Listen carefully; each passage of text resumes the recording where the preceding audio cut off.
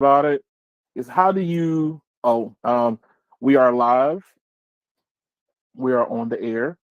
So, how do you end up putting in a call to like a cable operator where you sound like a customer but not too nerdy?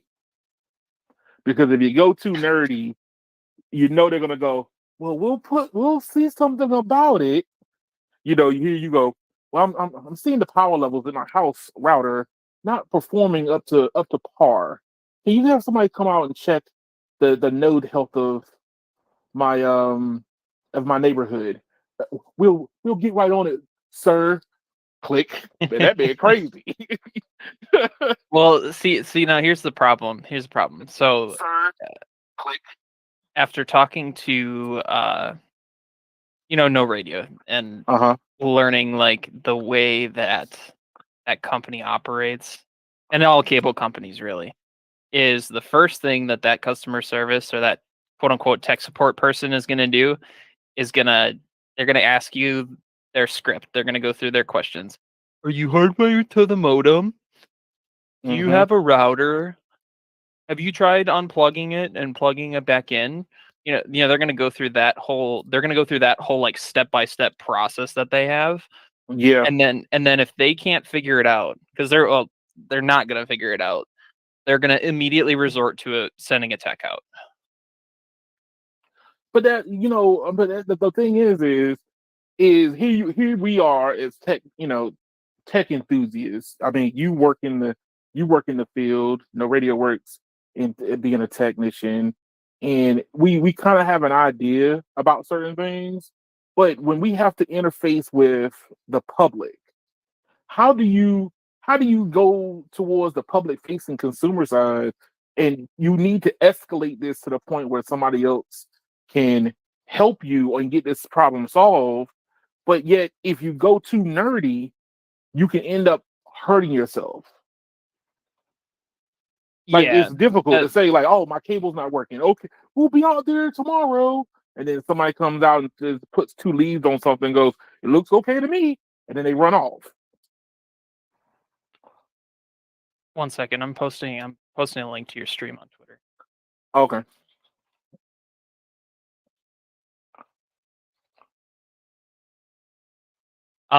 Yeah, that's the problem, is that like you can almost uh, because I don't know, it's hard to explain. So like people who are in tune with that kind of stuff almost know that they don't have to start at that entry level tier.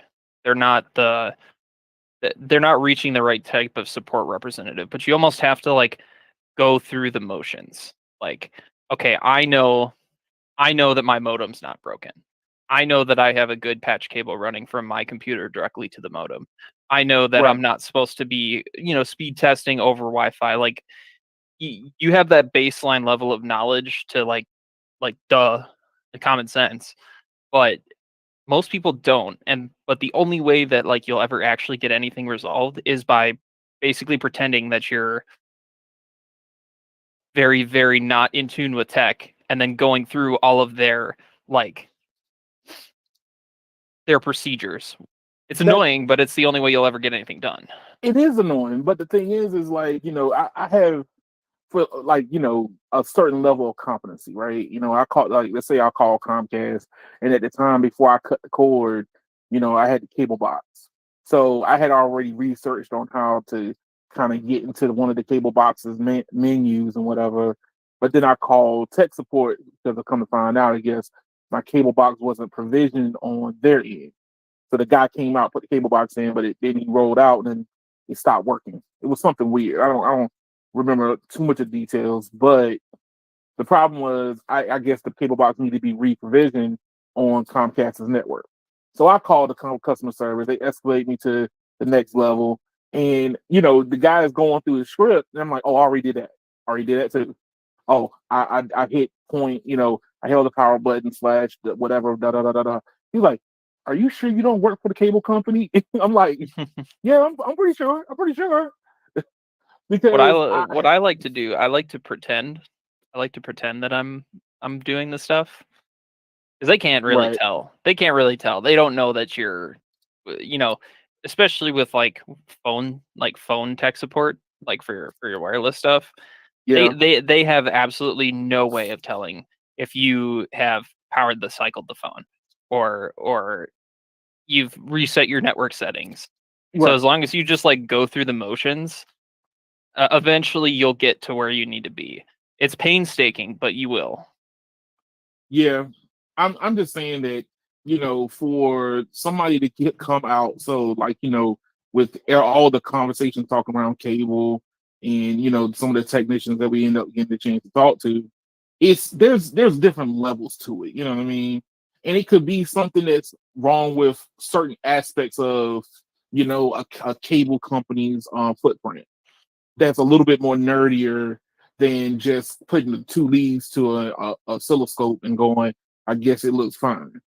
It problems can be persistent. That's not, viewable. You know what I mean? Unless there's certain conditions met. One of the things I learned is, and I learned this from a fellow colleague, that did you know that in the cable line, how you had that little that small little copper spur that pokes out, Hmm. it when it gets cold, it will shrink. But like I said, the only problem is when it gets cold, it shows a problem. So if you got, 45-degree days, and then all of a sudden you have a deep freeze, that thing will shrink back and not touch. It won't touch where it needs to touch. Well, people go, what's the problem? And then all of a sudden the technician will come back out there on another 40-degree day and it's working. You see what I'm saying? So how do you Yeah. so how do you so how do you escalate that to somebody and say, man, every time it gets cold, my cable goes out?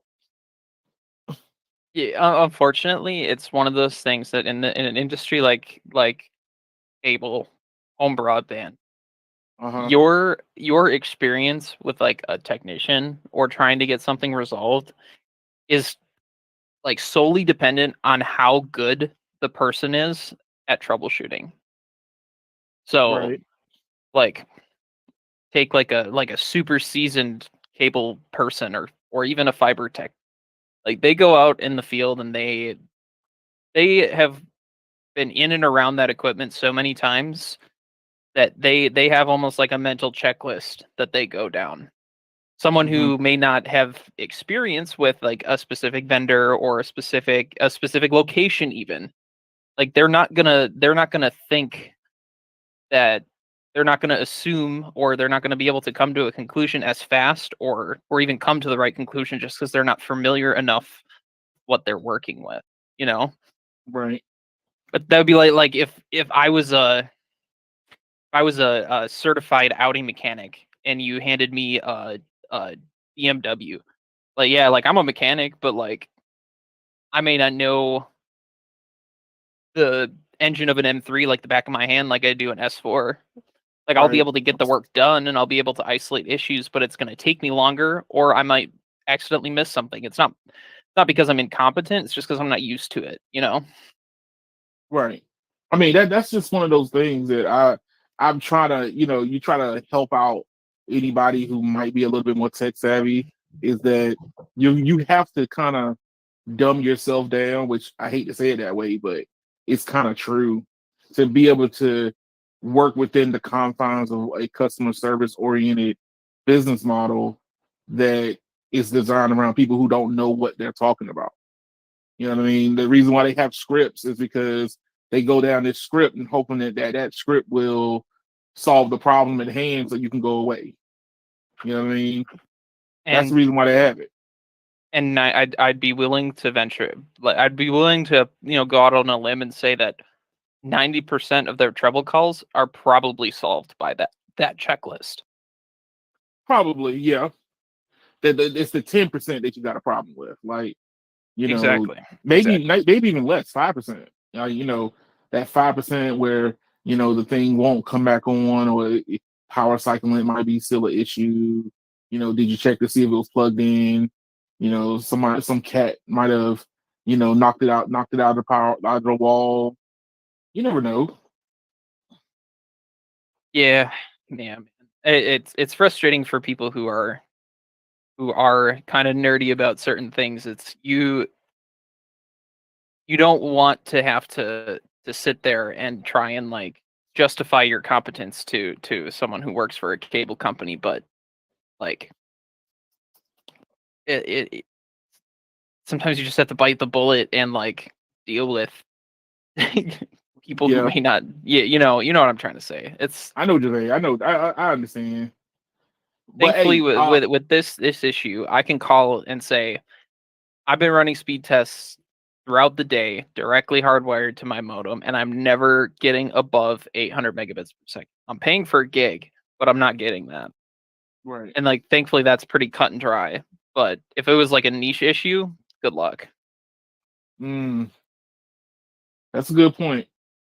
That's a good point.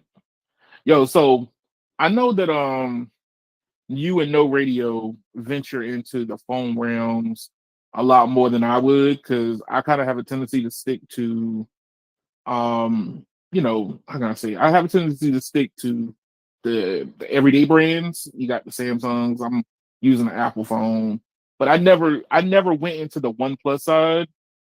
And I know that you and No Radio have, because y'all had a couple of OnePlus devices.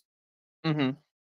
And I kind of wish he was up here, because that's the reason why I chose this article that I wanted to talk about, and wanted to kind of get your opinion. So since you've dabbled in the nether realms of other devices more than I have, how do you feel about OnePlus and its first official tablet coming out next month, or officially revealed next month?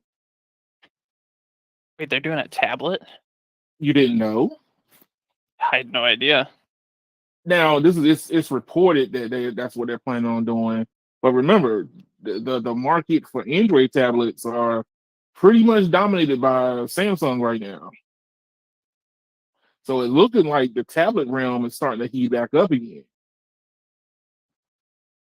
I mean,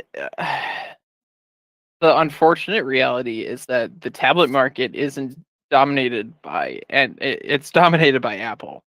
The And tablet market is dominated by Apple, but like as a person who's always like, I cringe whenever somebody hops in my car and call one of my devices, which is Android, an Apple device. You know, it's dominated by Apple. I mean, it's identified by Apple because that's the realm that everybody exists in. You know, every phone is an iPhone until you ask somebody and they tell you it's an Android phone. You know what I mean? yeah, But the Android tablet side was all over the place for a while. Like even Google was hit and miss. Like, they made the best 7-inch tablet and then they got away from it. You know what I mean? And then Lenovo kind of picked it up and did it for a little bit. They were inconsistent, dropped it. So I had to go back to Samsung for my tablets. Now you're talking about OnePlus looking like they're going to jump into the game. So do you think that OnePlus can break ground where others have failed outside of Samsung? absolutely not. No, you got no faith in them at all. I have absolutely zero faith. Zero But I faith. mean, here's the thing: they still got somewhat of a following for their phones, though. They do, but even with their phones, the their number one brand ambassador has always been YouTubers, tech YouTubers, reviewers. Uh huh. MKBHD was a huge OnePlus guy. Dave 2D, huge OnePlus guy. Even Linus liked the Was a OnePlus woman, phones. right?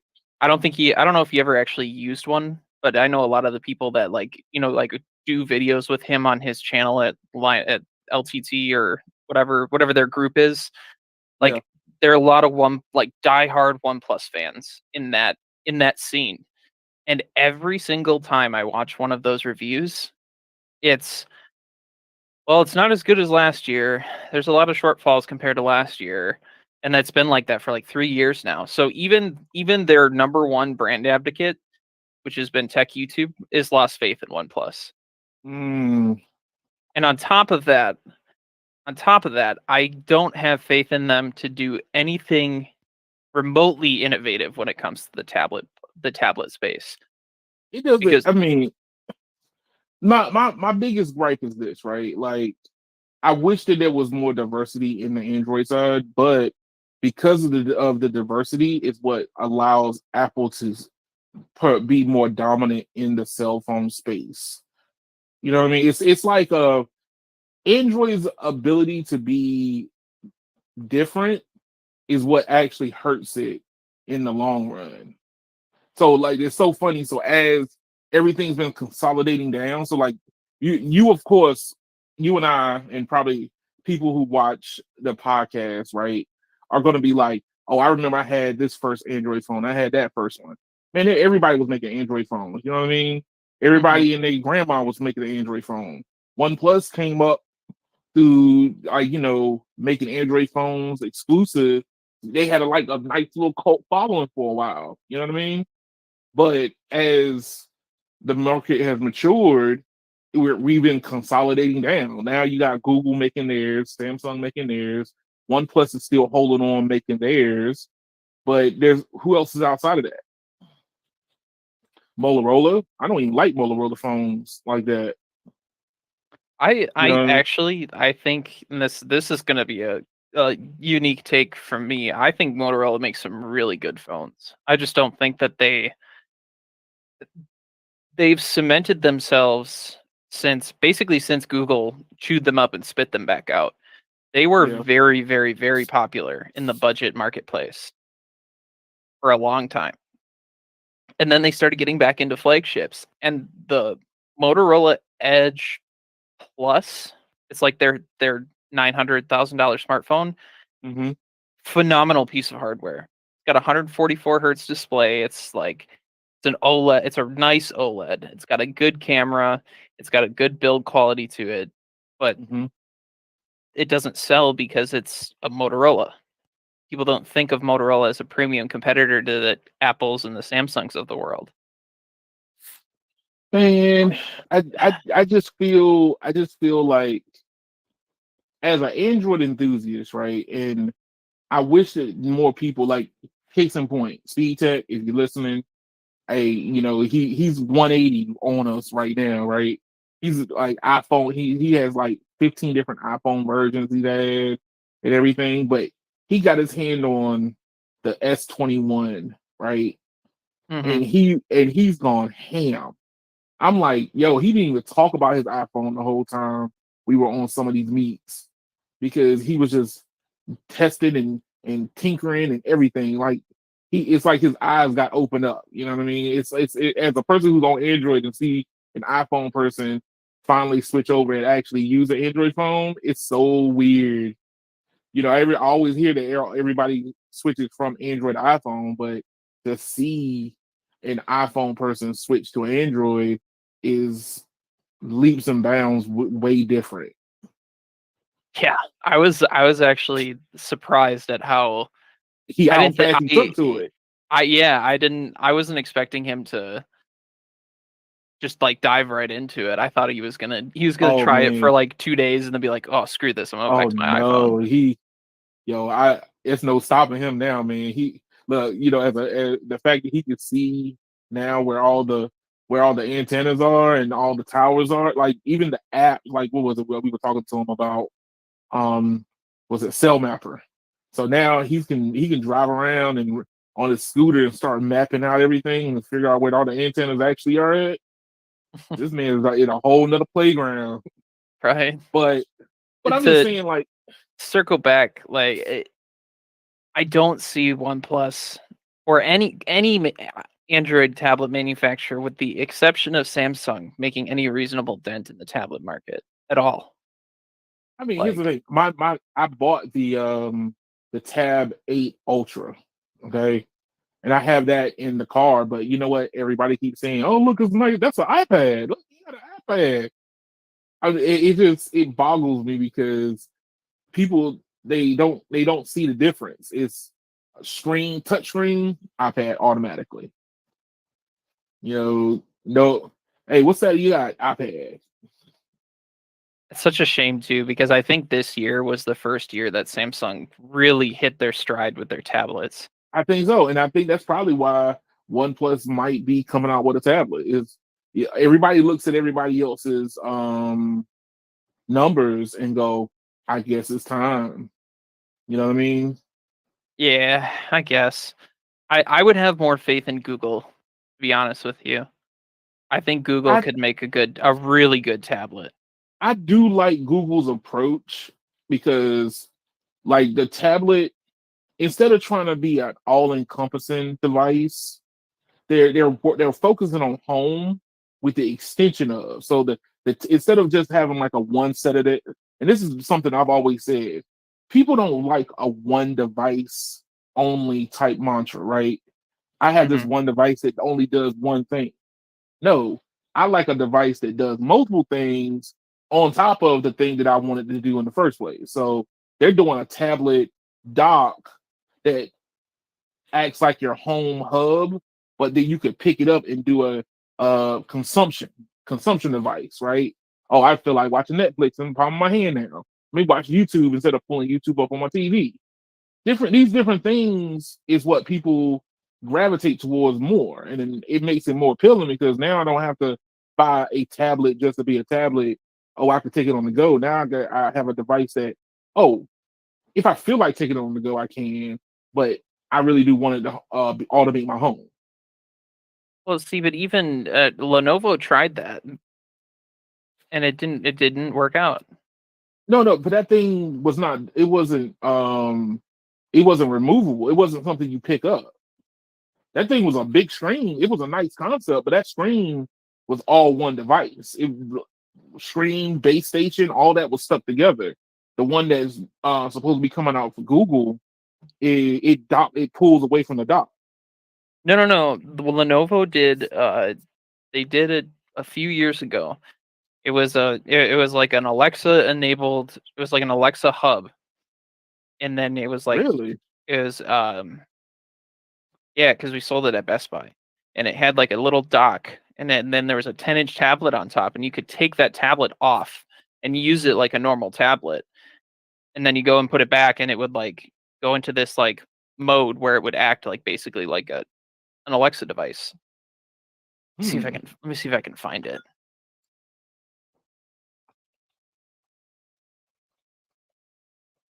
Let's see here. Yeah, the I didn't even know that. Lenovo. Let's see, it's called the Lenovo Smart Tab M10 Plus. And it had this little dock, and it would basically turn into um, a If you want me whatever. to pull it, if you want me to pull it up, put it into the chat, and I'll pull it from there. Yeah, I just found it on Amazon. But yeah, so like this concept has already been tried by Lenovo. I think honestly, I think the whole smart assistant like era, the smart home assistant era is kind of on a decline. Really? Yeah. Because I got an article that says otherwise. Because it's getting ready to heat up. I don't The know, fact, man. the fact Amazon's that losing okay. a lot of money on Alexa. So here you go. So let me pull this up then. So um all smart home products coming out, right?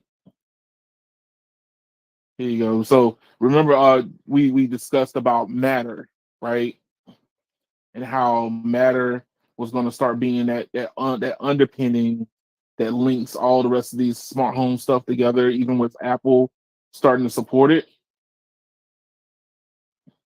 So here we go. Let me get to the list. Where's the list? All right, so here we go. Matter controllers for thread border routers. Apple Home, HomePod Mini, Apple 4K with Ethernet version, 4K version for Apple TV, Google Home, Google Nest Home second generation, Google Nest Home Max, Samsung Smart Things. Smart Things Hub, V Hub 3. Like this list is long now. Amazon Alexa Echo 4th gen, Apple's Other new 2nd gen HomePod. HomePod. Like The- these things that like these Let, are starting. let me Look, rephrase. Let me rephrase. I think the smart voice assistant era is dying. really? Yes, absolutely. I Why think would a you say l- the? I think a lot of people think it's invasive now. Like it was kind of like a gimmick at first, but I think a lot of people are starting to think it's rather invasive. But that's just me. I could be crazy. Well, I think that once you get more people using said products, I think the use cases are starting to pop up. Like for me personally, I set more alarms. Like how when I live in an apartment where I gotta leave the apartment and go wash the clothes and in a public private washing machine place, I set alarms with my Google Mini all the time. Hey, look, set alarm for 45 minutes. And then I'll, play the video game for a while, and the alarm goes off, and I pause the game and go get the laundry. I do that repeatedly all the time. People do use it to cook. They set these alarms via voice, and I think that doing it by voice is the quickest way because you don't got to pick up a device to do it. It's Yeah, the quickest and more natural way. I don't I don't know, man. I see it. I think in the long term, I don't think it's going to be nearly as popular as people thought And originally. we're getting in fridges, man. Fridges. Family hub fridge. Samsung just goes ham on everything, bruh. Yes, They they put it in the do. fridge, the refrigerator. Well, I think maybe now, I guess there'll be kind of a rebirth now that you're not stuck to like a specific platform. Right. Because for the longest time, I always wanted to use HomeKit because and again, just my opinion, I think that the HomeKit app that's built into iOS is one of the cleanest smart home management platforms out there. Hmm. But for the longest time, it was only the bougie stuff that worked with Apple. You had to get the really expensive wire or video doorbell, or you had to get the really expensive Wemo smart plugs, or you had to have Philips Hue. It was like you had to always go for like the top tier stuff. Now that it's expanded and Matter's going to be a uniform standard, Hmm. maybe, but the voice assistant part I still have reservations about. I I don't know. But here's the thing: are you basing the voice assistant on Apple or on Google? I'm Because just even saying in Alexa, general. even though I'm sorry, I'm setting off people's. I might set off somebody's Amazon. So Amazon's voice product, it it's still the look. I know that a lot of people might stand by it, but Google's voice assistant is way better. It picks up on more things. The voice dictation is more accurate. Like, I mean, if you, I feel like sometimes people judge an overall product based on the lowest common denominator. That's how I look at it, right? Whenever I see somebody that says that, hey, the voice assistants are kind of bad, but you use Apple, and Apple's voice assistant is nowhere close to what Google's voice assistant is. They're like night and day. This is just in my opinion. Let me say that first. In my opinion, they're night and day. Oh no, they are. They are. That's the thing is the Google Assistant is leaps and bounds, like light years ahead of the Alexa and Apple's equivalent, and even Samsung's equivalent, which I don't even know why they're still trying at this point. But They try it because Samsung is looking to break away, but that's a whole nother subject. That's a whole nother subject, man. I But but still, that the Google Assistant is like the one that I would maybe consider doing. But even then, the HomePod, like man, talk about a quality speaker. Like it, mhm. I would almost put up with Siri just so I have the HomePod speakers because they sound phenomenal. But you know what? Here's the thing. I think that with Apple reintroducing that speaker now again is their reintegration with all the rest of the products that can come out with around it, right? Now sometimes you have to do a hard, hey, what's going on, Evelyn? I mean, sometimes you do have to do a hard cutoff to kind of rejigger stuff, but I mean that's kind of how I look at it. Is the um the home space is now is solid. It's getting solidified, and you need to hurry up and get into that space with something good. Look at the HomePod, right? Look at the HomePod.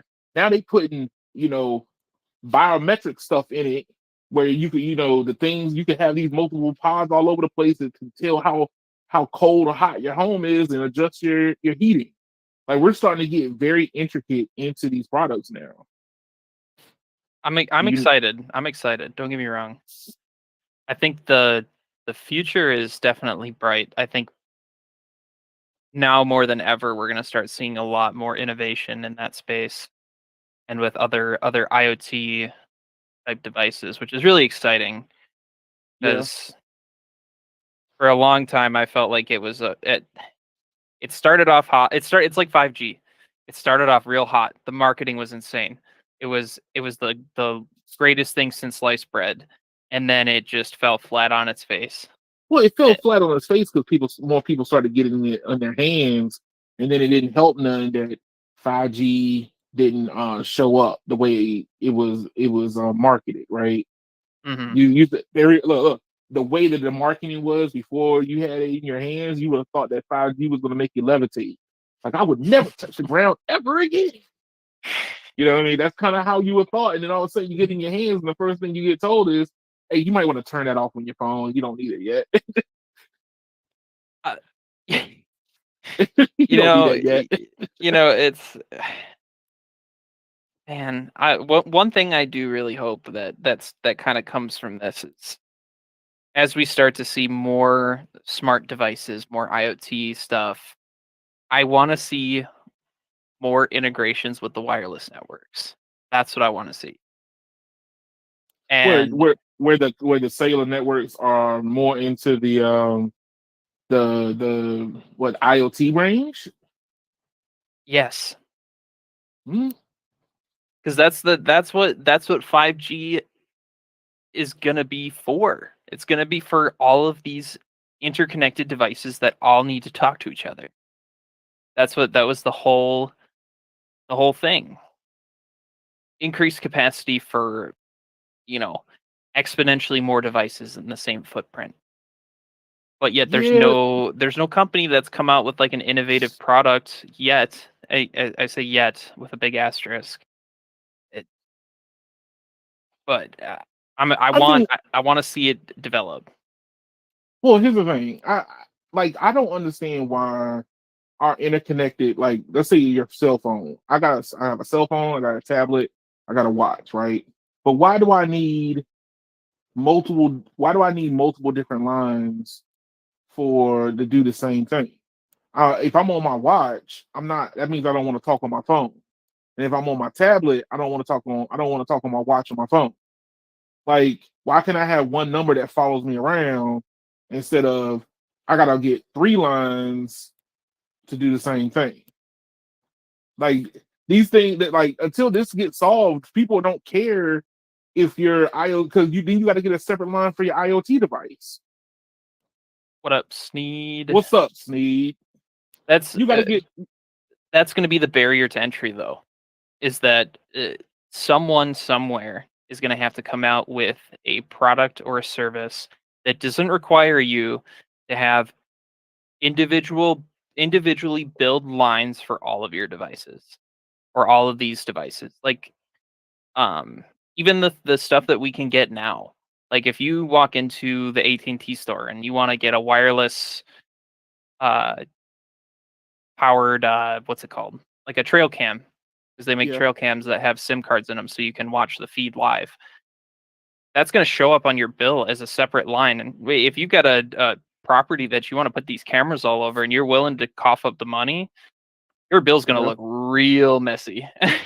But that's the barrier, that the problem that I think that when it comes to IoT mobile, right? IoT mobile side, regardless of whatever your carriers of choice is, right now it's about how many lines that you put on one account. You know, Mhm. how many SIM cards or how many eSIMs now can you have on one account? You know, hey, look, if you do you want to connect your home all the time, get a line. Do you want to know if your baby diaper has soil itself? Get a line. Like, I'm putting a SIM card in baby diapers now. Like, that's what's gonna come to. Yeah, and And until that it gets annoys people. well, and it is annoying. It is annoying, and half the time there's already products out here that exist and that you can go out and purchase that you can that are designed and built to work on a cellular network, but good luck getting a carrier to activate a SIM card for you. Yeah. So And it's I mean, we're moving towards an eSIM environment, but the problem is like, even like migrating from Android or iOS and phone to phone is a pain in the butt now.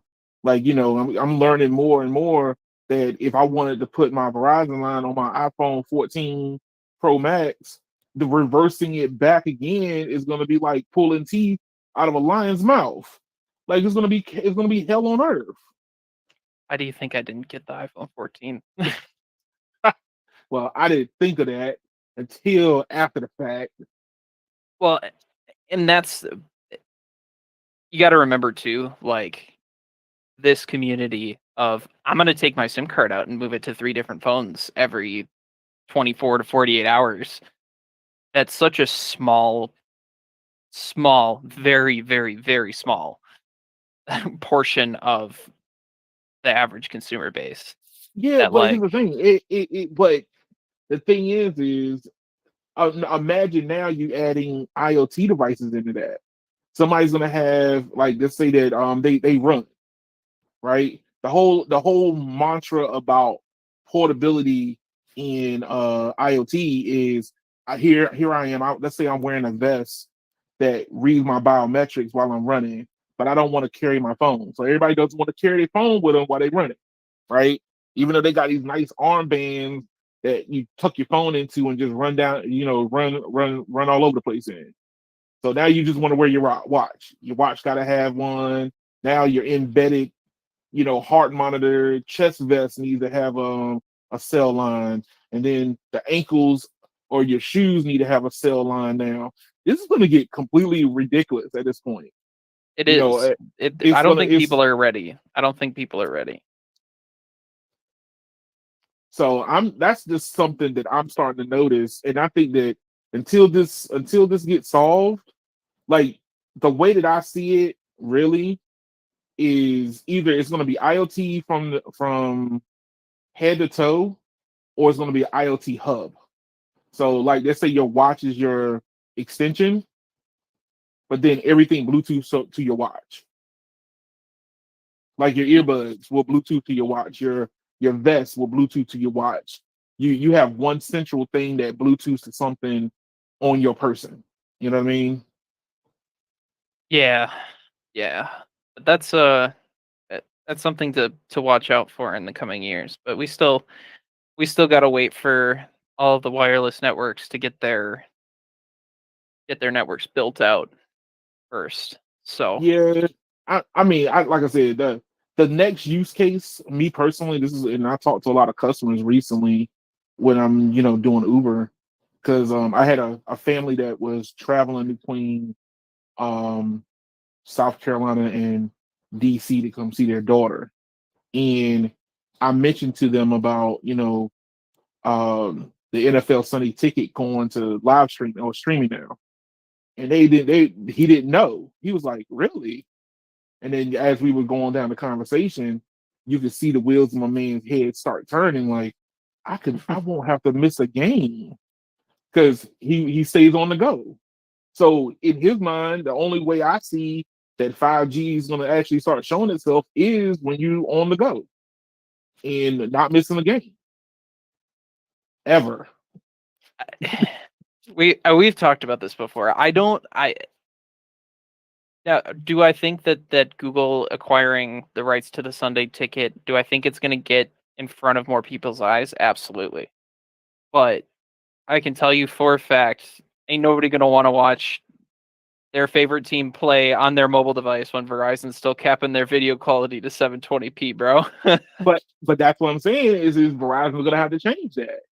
They're going to have to change that because when your competitors have uncapped video, and we talked about that the other night, where how is it that you got Magenta Max uncapped, you got AT&T's. Well, I got an older plan on AT&T, but the elite plan on AT&T that I have is uncapped, but Verizon still got capped data, but only if you're on C-band, and C-band is not everywhere yet. Like that looks real bad. Yeah, and I don't buy the argument. The argument that I hear from a lot of people who try and justify it is, oh, well, when C-band's everywhere, you won't have to worry about that. Oh no, Well, no. well, that's bogus. There's a lot of areas that aren't going to see C-band for a very long, well, I shouldn't say very long time. They're not going to see it for another 12 to 18 months Well, or how do even you long. think I feel? How do you think I feel? I got the highest plan on Verizon, and I've been told that the only time I can get like uncapped data is when I'm on ultra wideband, and that is very like it happens because there's millimeter wave, but that's it.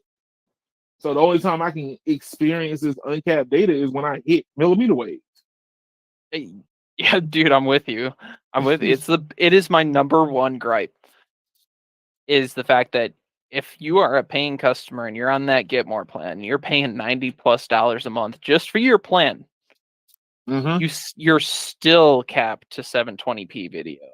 Like, talk about ridiculous at this point. Like, there aren't a lot of things that I can fault them for in terms of the service offering because, right, quite frankly, like the plans have really good perks, but Yeah.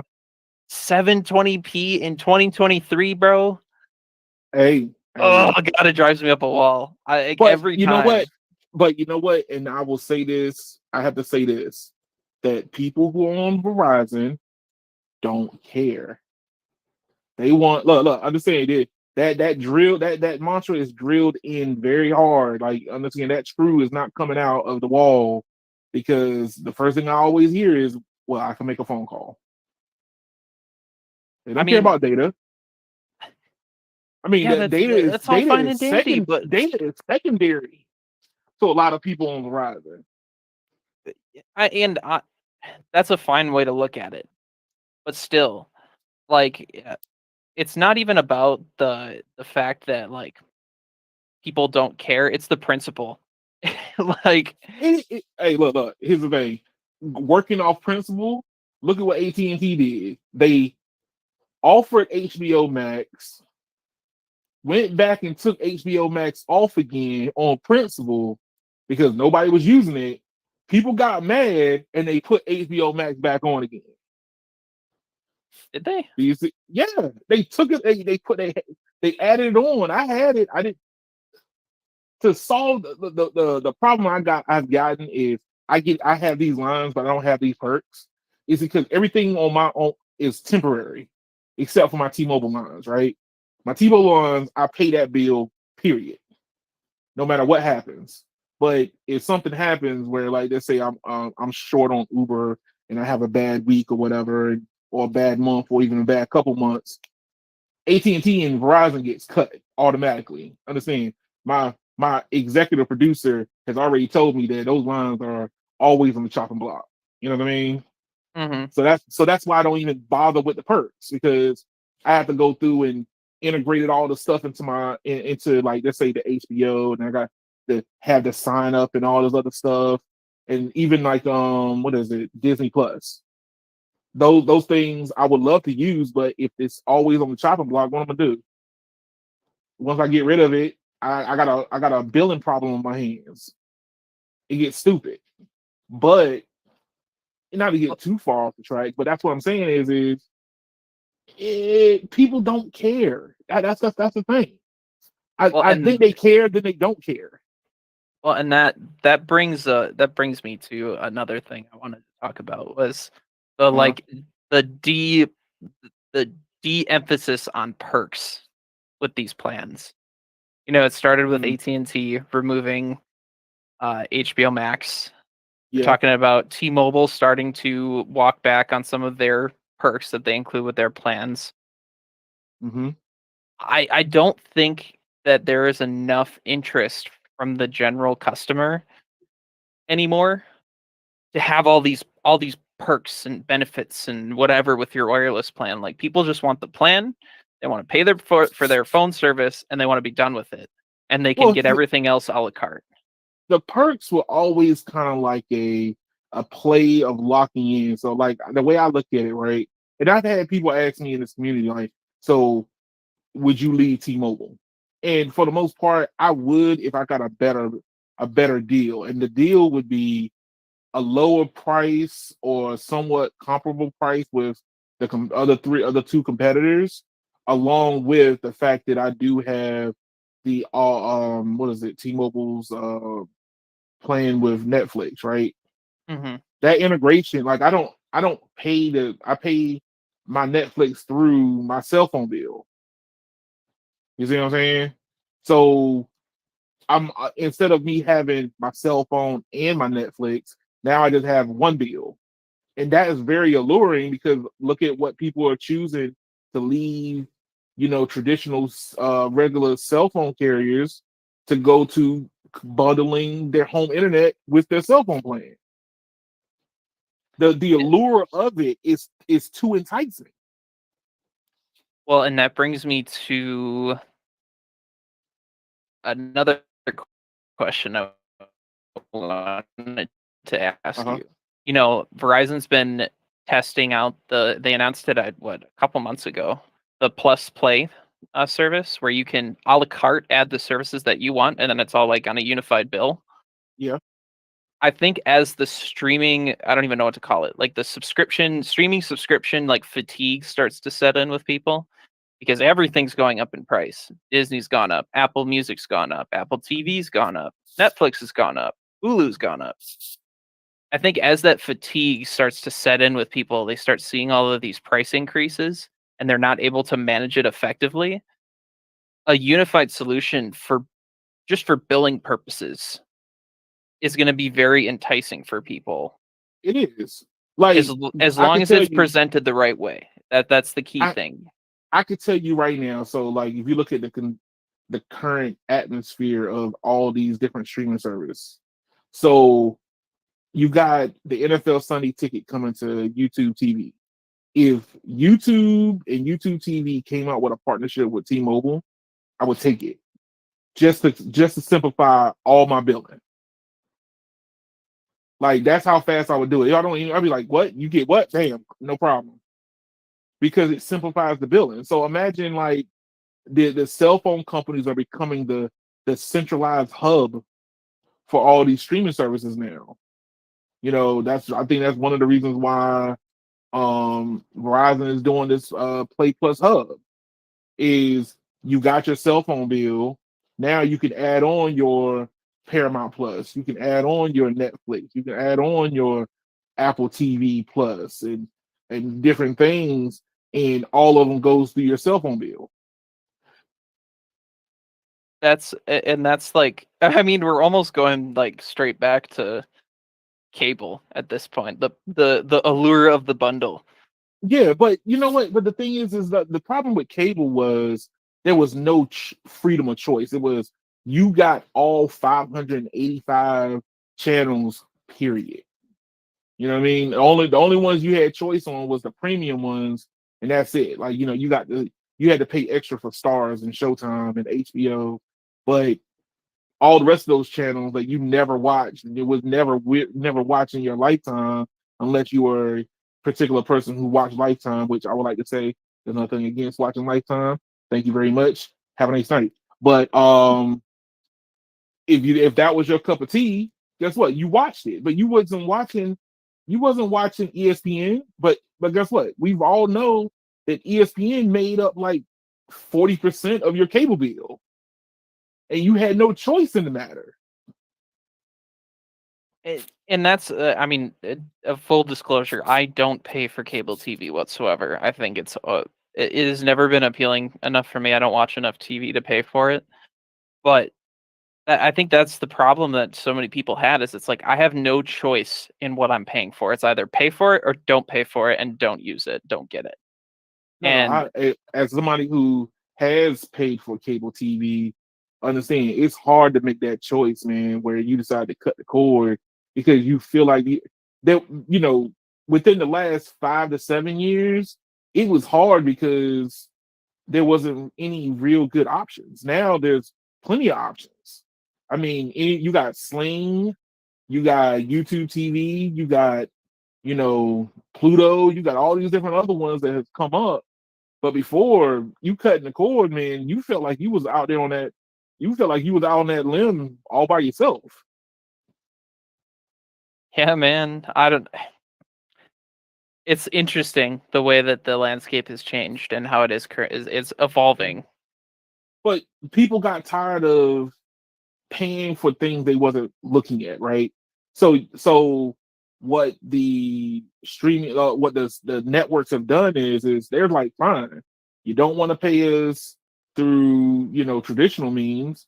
Well, we're gonna jack the price up, and then you're gonna end up just bundling us back together again. But at least you have choice of what you want. Like instead, like I can pick Peacock, Netflix, and Paramount, but I don't have to get Disney Plus, or I don't have to do Hulu because ESPN Plus has to be part of it.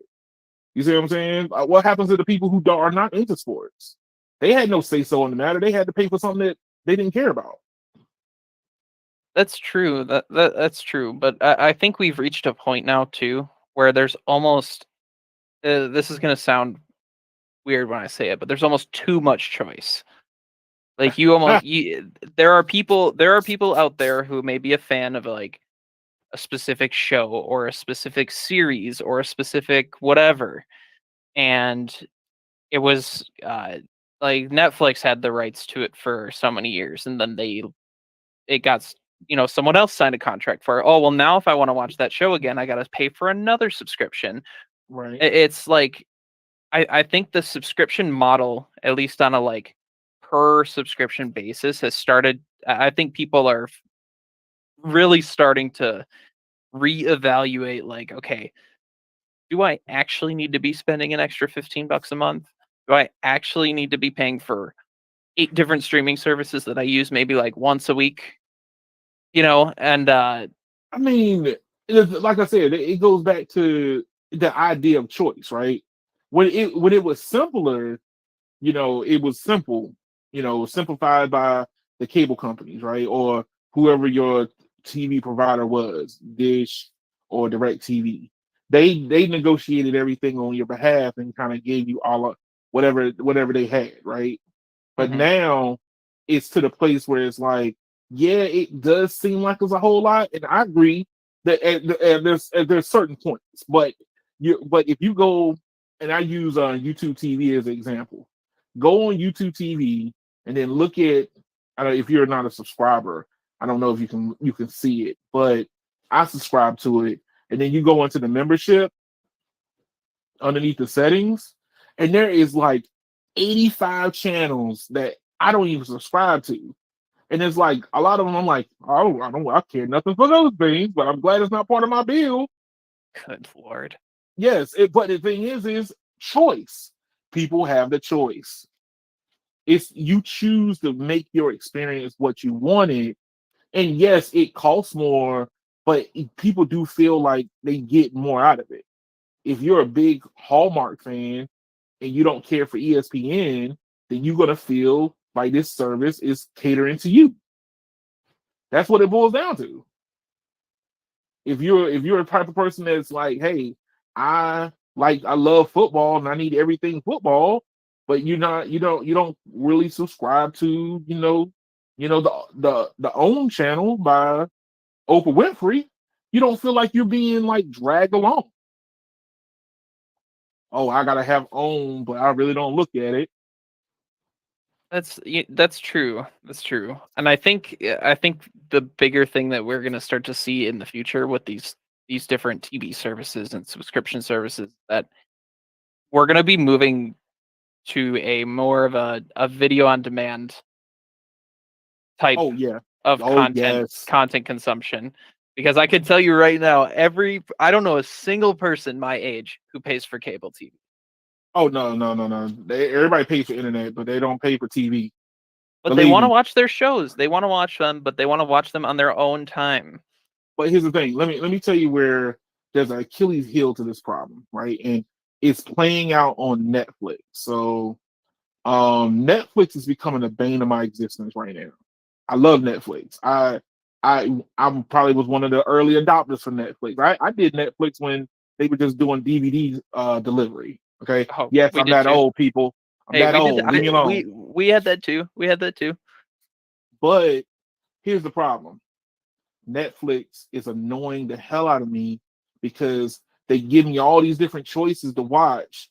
I finally get around to liking something and they drop it. Yep. Case in point, case in point, I started getting into AKA the Warrior Nun. It's actually pretty good. I like the storyline. I like the plot.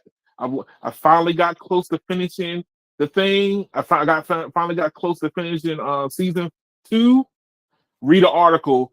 Warrior Nun's been canceled. Why? Why do you keep doing this to me?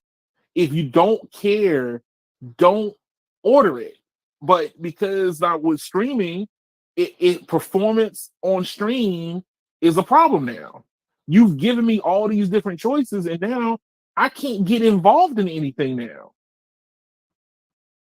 If it's not backed like 100% backed by Netflix or backed by Paramount or backed by whoever, like even HBO is running into that problem where they're getting rid of stuff that I really like, and I thought about reactivating my HBO, and then I didn't get rid of it. I'm like, well, now I don't even care.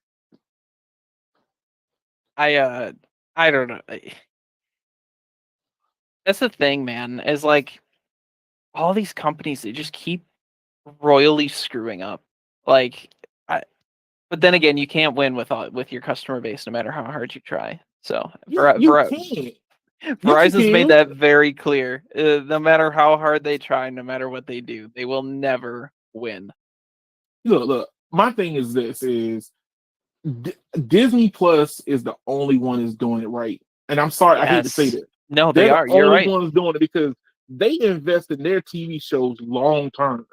Like there's so many things on Disney Plus that I haven't even got around to watching yet, but they've already moved on to season 2. It took me a while to catch up on The Mandalorian. It took me a while to finally catch up on The Mandalorian. They're getting ready to do season 3. Like they haven't gone, man, you know what? So they didn't get a whole lot of extra streams this month. I guess we got to let this go. They're like, hell no. This is ours. Thank you very much. We keeping this train going. Netflix is like, well, I guess we didn't get a whole bunch of number ones on this one, so I guess we gotta let it go. This it's getting to the place where the freedom of choice is going to become annoying. Some of your favorite shows are going to get the axe because they don't perform.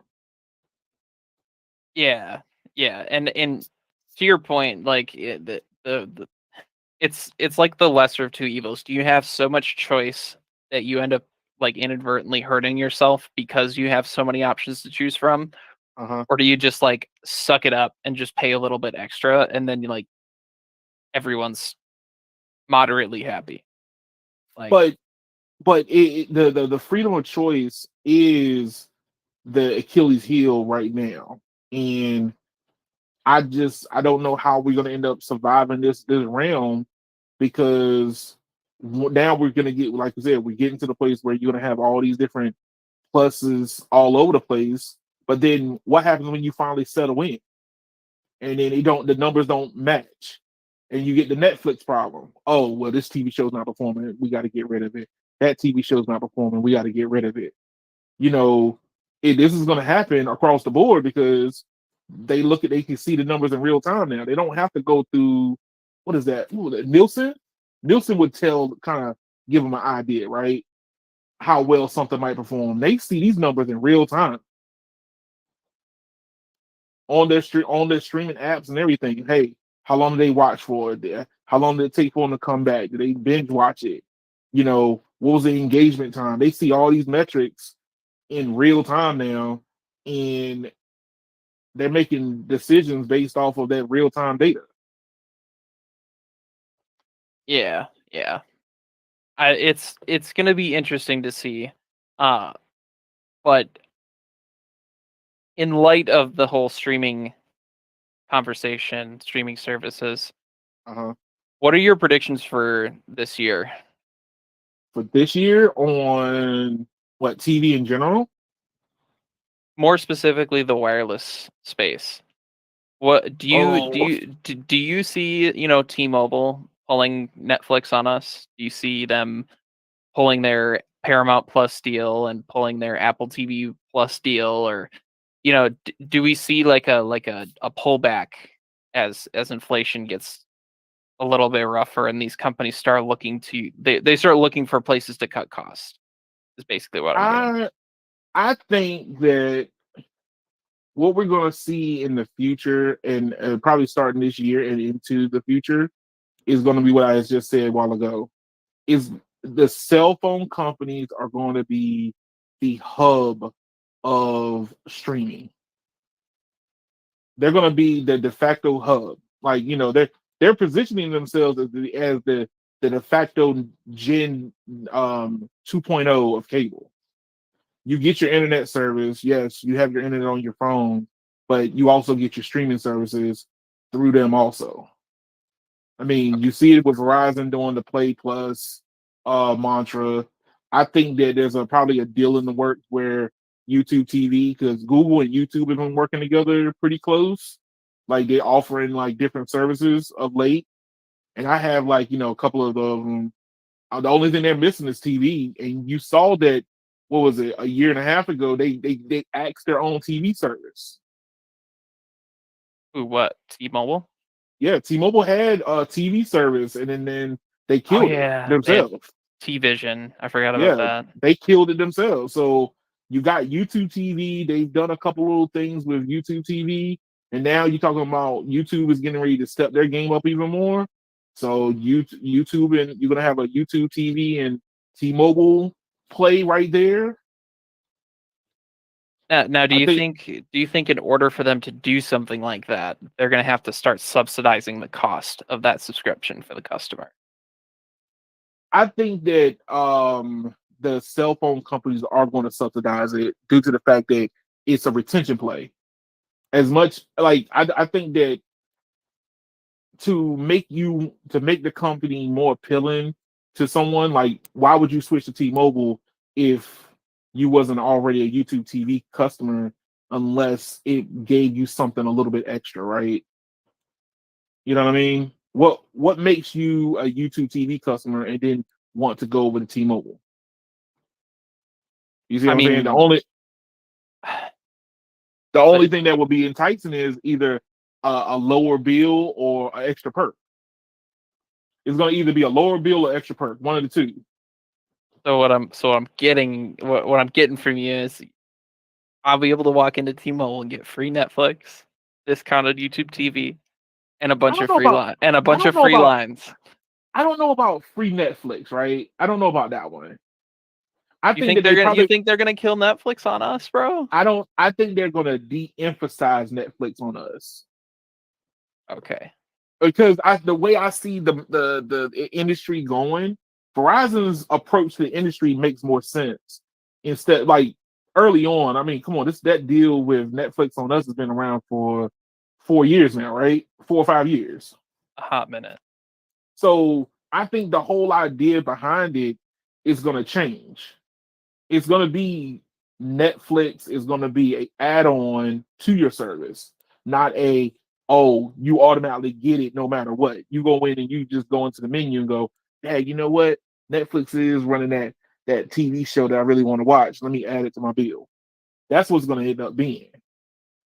You're gonna get Hulu on Verizon and ESPN Plus and Apple TV. Both of them are gonna do Apple TV. So it's gonna be like add-ons. You only pay it through your bill. Okay. That's the way I see it. I'm leaving an open mind. I'm leaving an open. I feel you. I just don't.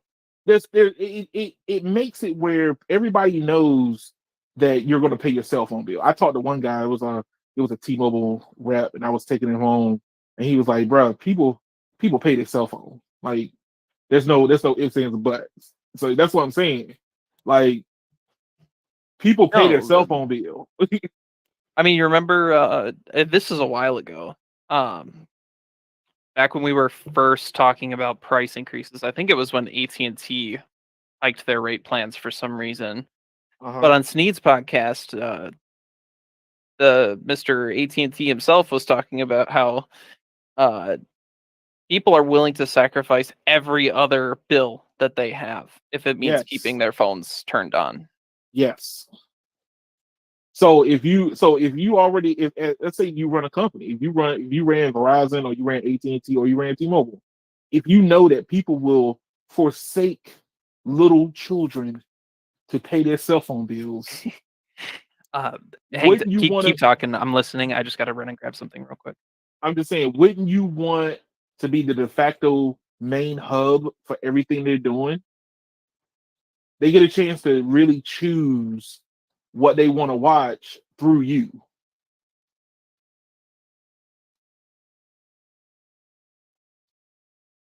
Waiting for them to come back.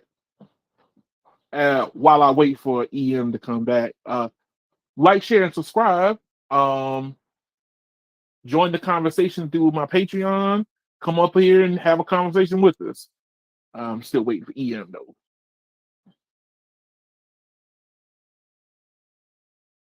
Let's see.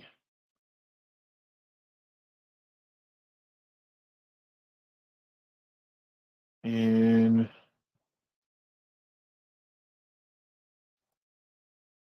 I think that our conversation ties in directly to this too.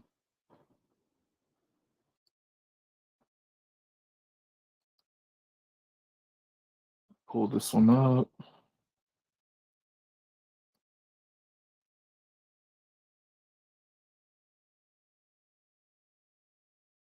No, I don't want to see that. Block. So with all these different choices popping up, you're starting to see now Netflix getting ready to put a stop to password sharing.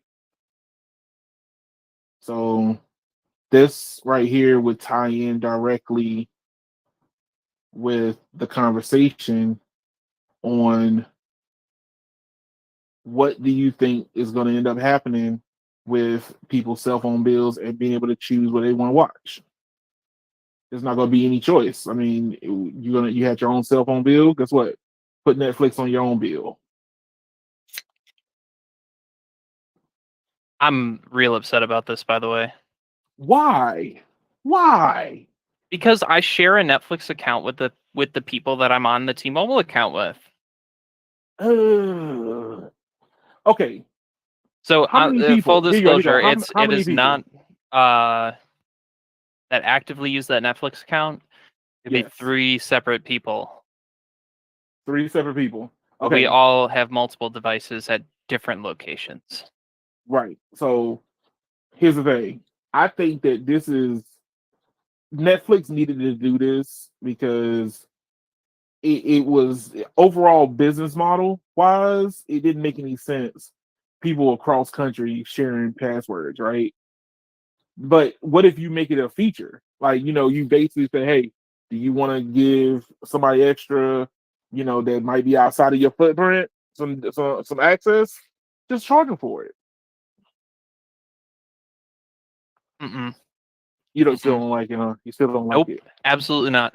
Especially when when Netflix already charges you for different tiers in terms of what your video quality can be and how many devices you can have on it.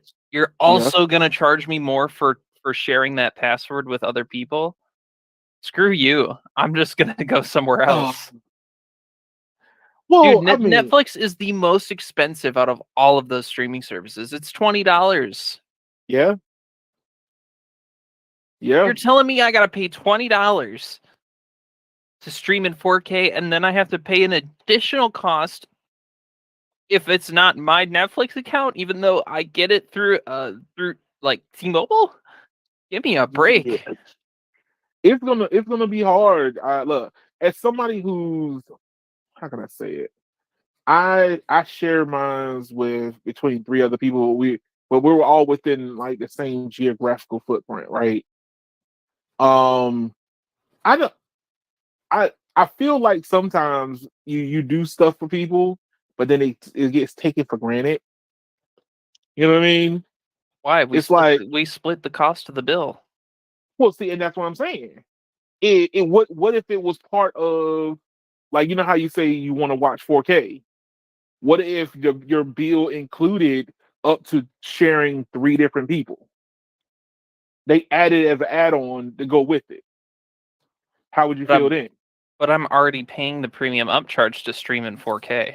No, but I'm talking. What I'm saying is it becomes an extra add part of your bill, not an extra increase on your bill, but an extra, like, okay, you get 4K streaming on three different devices, and you could have literally up to three different people on your account. No, I still don't buy it. Oh God. Dude, you're telling me that that Netflix, who charges double the price of Disney Plus, they charge double the price of Hulu, that that somehow the password sharing thing is hurting their business that much that they're struggling? No, Yes. it's a cash grab. Matter of fact, It is a matter greedy cash grab. matter of fact, this is a perfect example of a perk add-on that you can only get on your cell phone. Right here. So Netflix on us. Follow me down the relevant road. All right. Netflix on us through T-Mobile or even Verizon or whoever. So Netflix is like, yo, we don't care who we use. This is our perk for mobile users. You get Netflix on us, but let's say that the tier that you end up getting, but only for your cell phone plan, comes with password sharing. Mm, Remember, perk or price increase. You mm, get a perk for taking it towards T-Mobile. nope. You can do Netflix by yourself, but then you got to add that add-on for password sharing by yourself. But if you put it through your cell phone plan, guess what? You pay your cell phone plan and Netflix through your cell phone plan, but you also are getting that extra perk because it's through your cell phone plan. Bam. Nope. You still don't like it. No, I think it's a cash grab. I don't buy it. I don't buy it. You know what Oh no. Netflix should do? You know what they should do?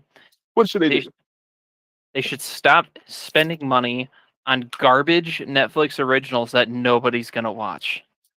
You know what? Okay. The problem is Netflix has too much to watch.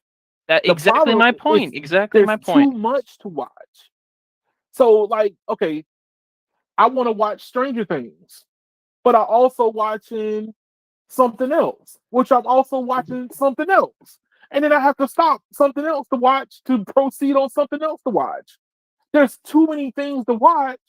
And like I said, if whatever they put out doesn't gain traction, guess what? They kill it. It could be the best thing since sliced bread. Doesn't get enough traction, kill it. But that's it. But that's the problem, is that I feel like they have too many buckets that they're trying to fill, and that's where all of this included cost is coming from. Is it all of the original shows? I think that quite honestly, they probably have overestimated the demand for certain shows that already are out, that they probably Uh-huh. don't even need to license anymore.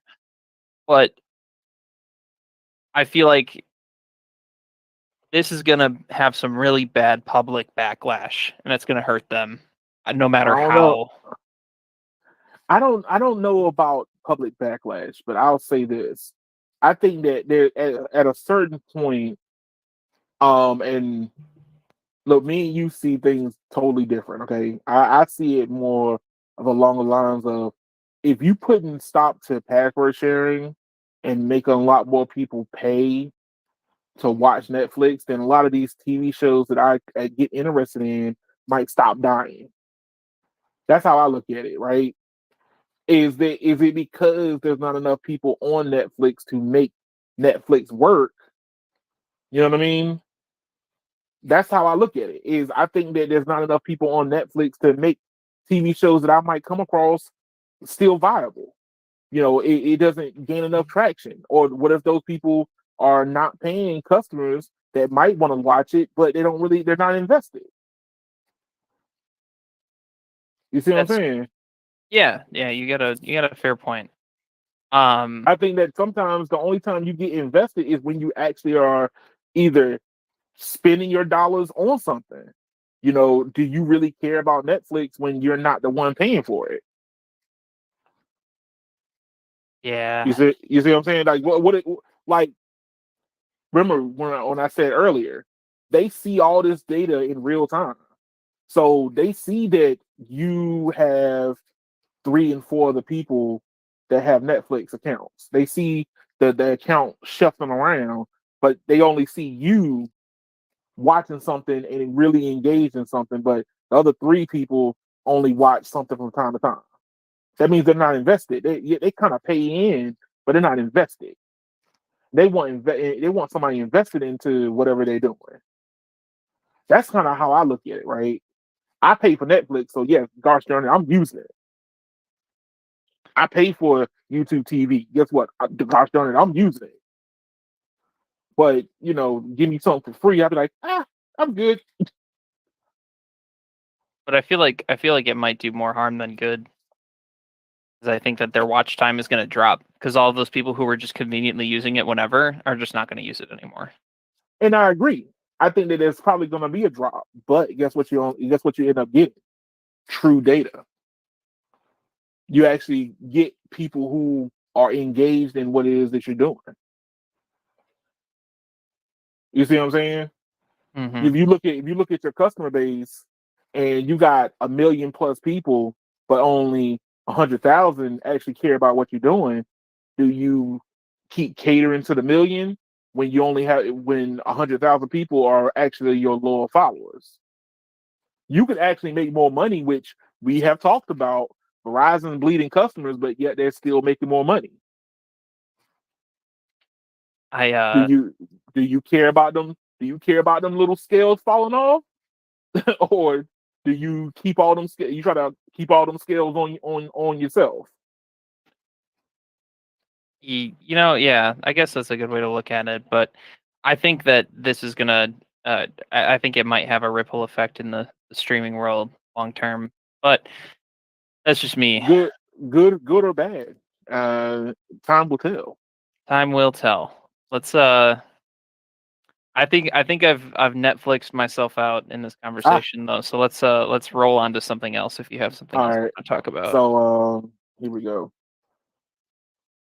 Let me ask you about this. So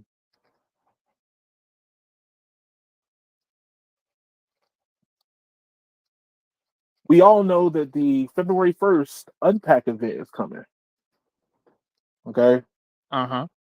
So what do you think is your prediction for the Unpack event for Samsung and the Galaxy S23 coming out? So we all know that phone is coming. Okay. Mm-hmm. There's no ifs, ands, or buts about it. We know it's coming. But how do you feel about it? and what do you think will entice, let's say you as a consumer, that will make you go, bet I want that? Well, to be honest, the specs were leaked, the pricing was leaked, the changes year over year were all leaked prior to the Unpacked event, and I'm gonna be honest with you, I'm not excited. Really? Nope. It's got it's gonna have a minor improvement to the camera. I don't think it's gonna be anything game changing. Oh, The, 200 megapixels is minor? 200 megapixels is just a number, dude. Well, The blind and this is a conversation that I think needs to be brought up. The spec sheet means absolutely nothing, just like a speed test means absolutely nothing. speed It's a tests matter, man. it's a good gauge. It's a gauge. It's a factor that you consider. Right. But I think one of the biggest things that we've seen over the last couple of years is that the computational photography on smartphones has gotten really, really, really good. Like the Yeah. Pixel, the MKBHD does a blind smartphone test every year, and the last 2 years in a row, the winner has been the A series Pixel, which has Yes. the same old Sony 12 megapixel sensor from the Pixel 2, bro. That phone came out in 2016. Yes. So Yes. to be honest with you, 200 mega, you could tell me it has 2000 megapixels and I wouldn't care. Because at Oh the end of the man. day, these phones have gotten so good that there's nothing short of a modular lens system like a DSLR. There's no more innovation that would really entice me. Like I wouldn't buy a phone for the camera nowadays. Mm. No, and I agree with you on that one. I do feel that we've hit like saturated innovation on cell phones right now, because everybody, if you are, let's say, a content creator, you're using your phone to make your content, right?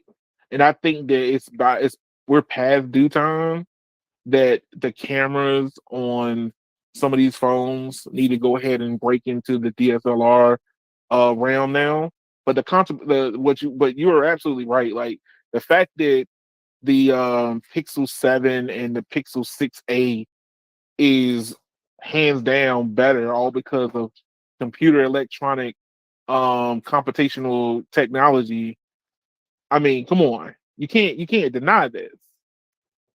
Like it's crazy, but it's true. I mean, I think the only way we're going to end up seeing any leaps and bounds is to go and get a full 1 inch um sensor on a phone.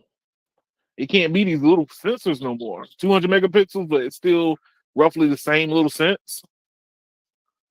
Exactly. Hey, what's going on, J Rock? And that's the problem. Is that like the uh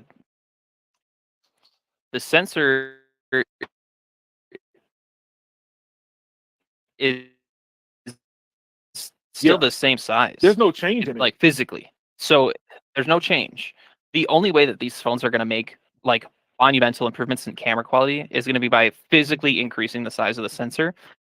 But then you run the risk of another easily breakable component on the back of the phone.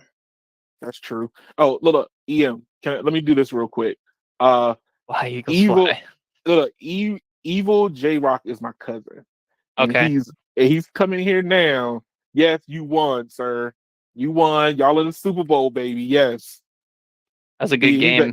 He's an Eagles fan. I feel you, sir. Is he down He in probably Philly? no, he's from North Carolina. Okay. So yes, sir. Y'all won. Was it 31-7? Yeah, So yes, it was a blowout. it was a blowout. It was a well deserved win. I think that San Francisco really didn't even have a chance. So y'all going against the Kansas City Chiefs. That's You going to be a know, good game. I Really think it's good going to game be to a very watch. good game. But that was my side tangent. My cousin, He comes flying in. Yes, Eagles fly. Yes, sir. Love it. But yeah, I'm just saying, like, I think that we are at saturation on when it comes to innovation on these cameras. I mean, there's nothing else no more tricks that you can pull out that's going to make people go Google Gaga now. I mean, the iPhone 14 Pro and Pro Max got 3 cameras. Why do we have? Why not be one sensor? I mean that. Well, I see. That's where I might disagree with you. I like the telephoto lenses. I really like the ultra wide camera lens. I really, really like the zoom lens on the S22 Ultra. Yeah, Works great for taking pictures of cell sites. but there's 3 different cameras doing 3 different things. But here's the thing, like, I don't even think that I haven't seen a photo or anything that utilizes all of them together. What Like, do you I think mean I they're all know. together? So, like, you want the detailed of the telephoto lens, you want the wide shot of a wide angle lens, and all that information all together. How do you bring all these different things together? You can't really. You, I you mean, I can't mean, you unless you well, had like a adjustable lens to put on it. well. I mean, the phones already use the telephoto and the 1x, the wide angle. They use those in tandem when you're shooting in portrait mode. Like that happens. But I mean, I think the only major improvement is going to be seeing some sort of modularity with an actual like a detachable camera lens. But anyways, let's get back to the Samsung. So Yeah. the camera is going to be upgraded. I don't know if that's going to be their main selling point. I won't be buying it. That's for sure. Um, I know that What they're about a new Snapdragon 8 Gen 2? but the 8 Gen 1 is just fine. I don't That's the thing. Like the only reason I would consider it is the fact that the X70 modem is is going alongside that Snapdragon 8 Gen 2. I haven't heard anything about the X70 modem. I'm gonna have to look this up because the did they okay? So I'll take it that you've heard something about it. So the X70 modem is actually really really cool. So Okay. um it's going to allow what is it? 4 NR carrier aggregation, Okay. which is one more than the X65. The X65 is currently 3 in standalone. We're talking standalone. Yes. It is going to allow sub 6 and millimeter wave carrier ag for the first time, I believe. I think that's what I Ooh. read. So that is something new. It's also going to support. I, I I could be totally wrong on this. So this is something that I read somewhere. Standalone on millimeter wave for the first time. Oh, that'll be good. So maybe, but even then, the wireless networks are still at a point where that's not commercially available. So why waste the money on the phone now? You know what I'm Well, saying? I think that putting the technology out there lets you be able to start tweaking it a little bit more. Like right now, the phones have actually caught up and surpassed what these cell networks can do now. So, like, as a person who likes T-Mobile, like, I'm still only aggregating 2 NR bands at most, so it'll be 4171 all the time. But in 25, is it N25? Yeah, N25 is I'm not seeing it anywhere. Even though my phone won't do it now either. And I have the Fold 4. So they haven't even pushed the update for my Fold 4 to be able to do N25 yet. So the thing is the phones have caught up and surpassed. When this phone comes out, this phone is going to be way far ahead of what the cellular networks can do. Well, exactly. So what's the point in buying the phone now if you're not going to see an immediate ROI on that phone? True. I mean, I if I had the ability to, keep up with the Joneses and constantly buying phones, I would do it just so I could see what the RF on this phone would actually be like. I would love to, but you know, I'm only one of many. I'm just saying, like, there's just nothing that's coming on this phone that's going to entice you at all. There's nothing even makes you go, maybe. Oh, look, here you go. A 40% more energy efficiency.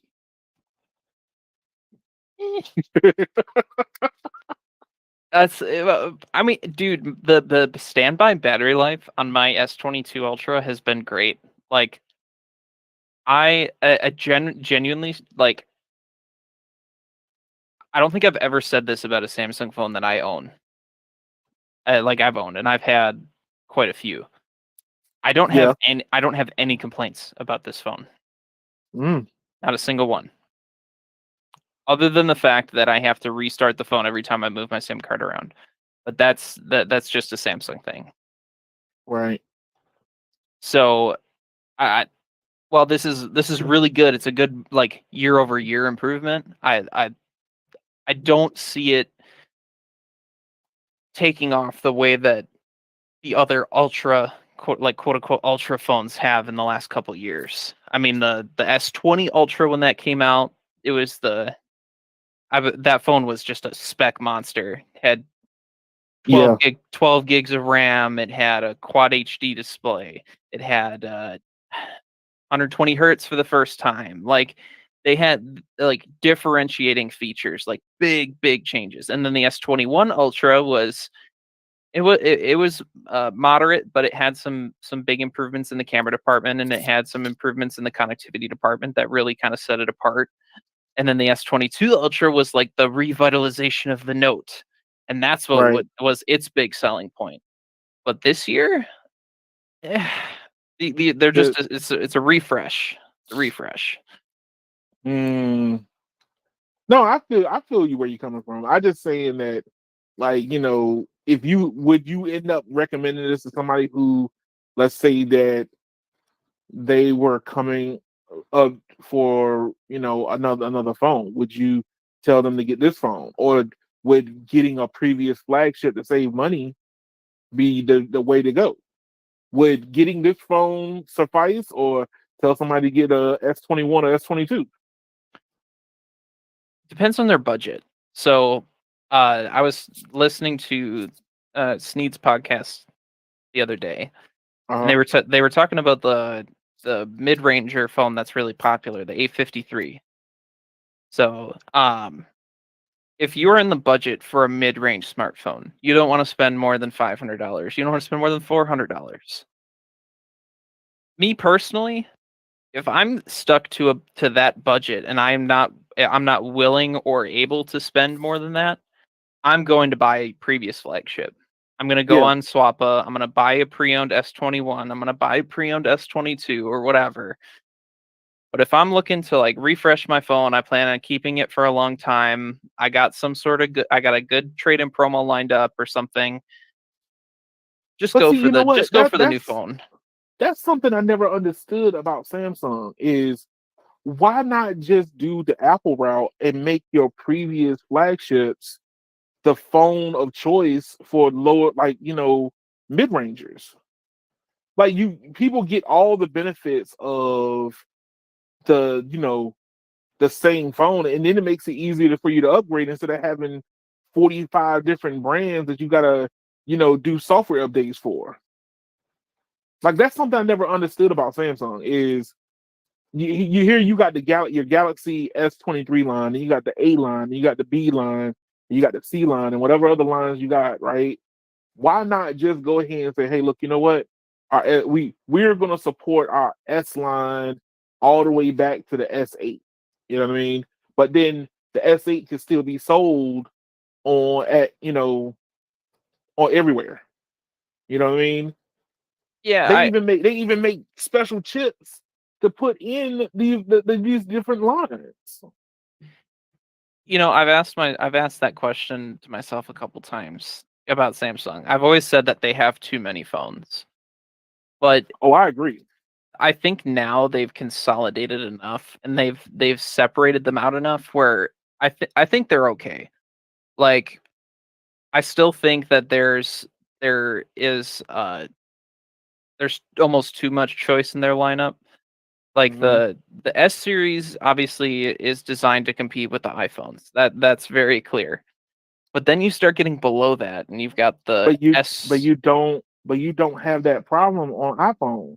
You could easily just tell somebody, hey, go get yourself a 11 or even a 10, and it will still work on particular networks. So you can still work it on Verizon. A 10 a 10s can still work on Verizon AT&T without no problems. You see what I'm saying? There's Yeah. no there's no issues with it. I mean, you can, if you find somebody has a brand new X S or X, they can still work. But on the Android side, if you want to go super mid range, you get like a super inferior product. I It's mean, if like, if we want to play that game, you go super mid-range on an iPhone, you're getting a terrible product. hey, look, I'm just saying, like, at least you do feel like you're part of the family instead of getting like the A series version of the Galaxy, right? I Yeah, feel like when you go A series, you're not even invited to the picnic. You're over there at the kid table while everybody else is over here eating grown up food. that's a good point. That's a good point. I see where you're coming from. I do think there's a place for these entry-level mid-range phones. I really do. I think that Samsung has done a really good job of maintaining that line, and they are good phones for the money. Right. But at the same time, there's just not enough going for them. Like, here, let me I got Swappa pulled up because while you were talking, I was curious. Yeah. Because So if you want to, so do you want to pull it up on the thing? oh yeah, I can share my screen here. Yeah, go ahead. Um all right. Just let me know if you can see what I'm seeing. I can see it. Okay. So right now I can go on Swappa and I can buy a pre-owned S21 Ultra. Now keep in mind 2 years ago this was a $1,200 smartphone. 2 years Right. ago. And it has better specs than any mid-range phone in this price point.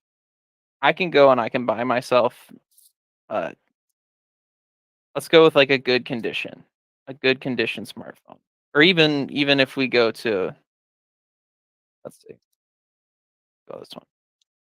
So I can go and I can buy myself a gently used S22 Ultra or S21 Ultra. It's got that Hmm. 108 megapixel camera. It's got a quad HD display. It's got 5G. It's got everything. It's got all of the bells and whistles. It might not be perfect. It might have, minor cosmetic defects or whatever, but I can get this for under $500, Right. which is insane, dude. That's Oh yeah. nuts. Or I can go to Best Buy and I can buy myself a mid-range phone that's going to end up looking more beat up than this phone already is in 2 months because it doesn't have good parts for the same price. Like, even if you want to you want to play real cheap, you can get yourself an S21. I mean, it Ooh. might not be pretty, but let's see if I can find a nicer one. Um, let's see. We get into the good condition.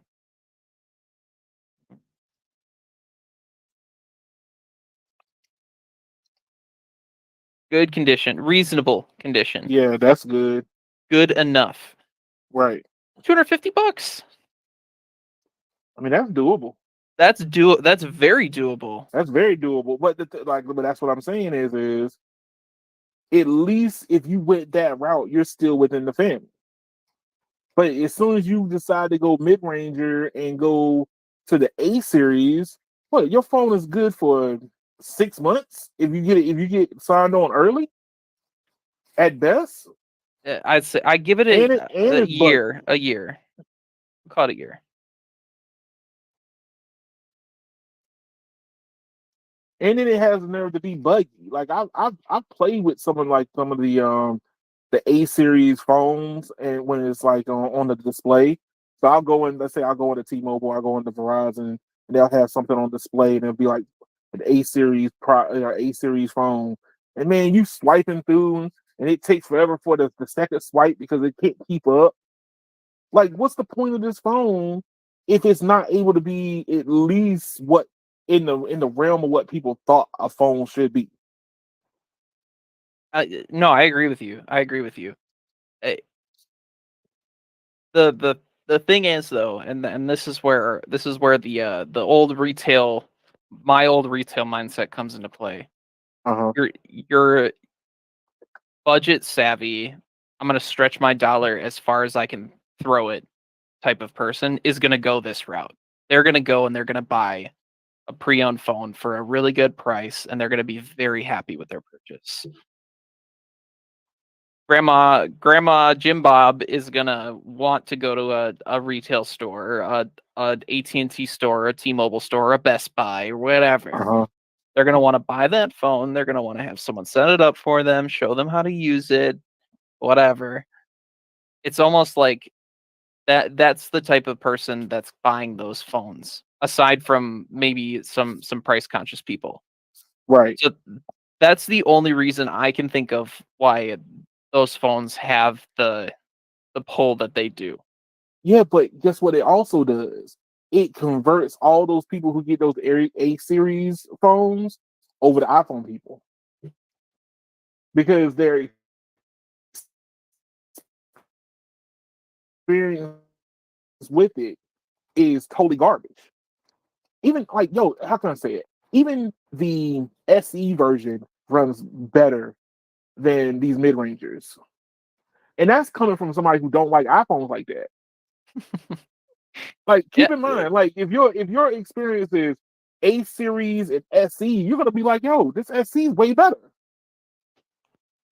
yeah, I agree, and I think Apple has done very well with their SE. My grandma's had the second gen SE when it first got revamped.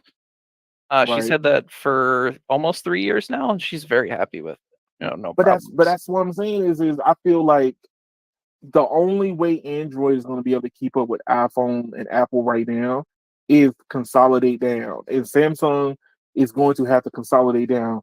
Get rid of that A series line. I'm sorry. The A series line needs to go and just double down on your Galaxy line. Hey, support you're already supporting the phone for 5 years outside of it. Support it for another couple years down the road. That way that it filters downward. You see what I'm Yeah, saying? So now everybody is used to saying, I have a Galaxy phone or I got a Galaxy S 2020 model or 2020 or I don't know. But it doesn't but you're gonna still feel like you're on the same track as everybody else. but let me put you on this though. Uh Think about how many discount free phones people will go get at carriers like Boost or Metro or Cricket. Samsung has a very large presence at the entry level point. And yeah. I think that consolidating their line would hurt that product segment a lot. Mm, Well, if you let's say that you end up supporting that product line all the way back to the S9. The S9 wasn't a bad phone. I bought that phone just so I can wait for the 5G phone. And I bought it on eBay, right? And then I ended up giving it to my father, and he was playing around with it for a while before he cracked the screen so bad you can't see on it, but the phone still ran pretty smooth. So that's what I'm saying is after I got it as a hand down through eBay, and then I handed it down to my father, the phone was still pretty good. Yeah, I mean The S9 was running as if it was an A series at that point. yeah, I 100% agree with you. I think Samsung underestimates the quality of their flagship phones, like long term. And Yeah. I think the consumer does too, quite frankly. Like, Well, I mean, look, think of it like this. As a person who lives in DC, there are no buffet places in the District of Columbia, inside the district. Wanna know why? Because people prefer less choice. Like there's this place called Medium Rare. Do you know what they sell there? Steak. And maybe a different side every once in a while. did they But only cook? Do they only cook it medium rare too? yeah. Hey, Wait, I'm what? just, No hey, way. I'm just saying, like, I'm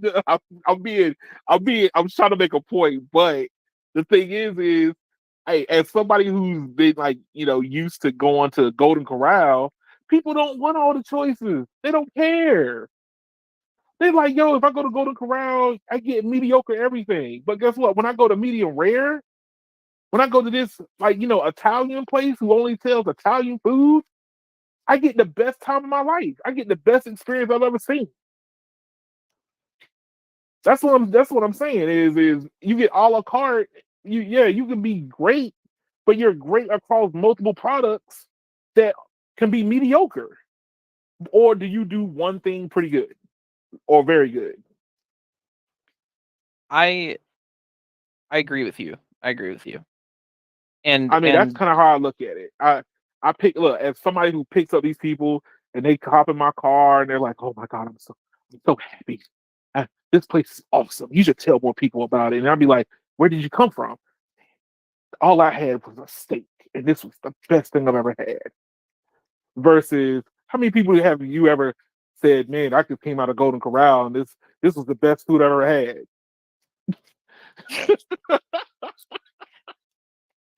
all right, all right. Let me put you on this because this is the product segment from Samsung that I to this day do not understand. And I'm gonna share my screen here so I can show you what I'm talking about. All right. Hang on one sec. I gotta get the comparison up here on their lineup. So right now, and we're gonna ignore any sort of promotional pricing that Samsung has on their website because it's always goofy. Okay. So right now, their current model lineup, and this is how it always is, it has been for the last couple of years. They have the S22 lineup, and then they have the S21 Fan Edition, or last year it was the S20 Fan Edition. Right. Retail price on the S22 is $799.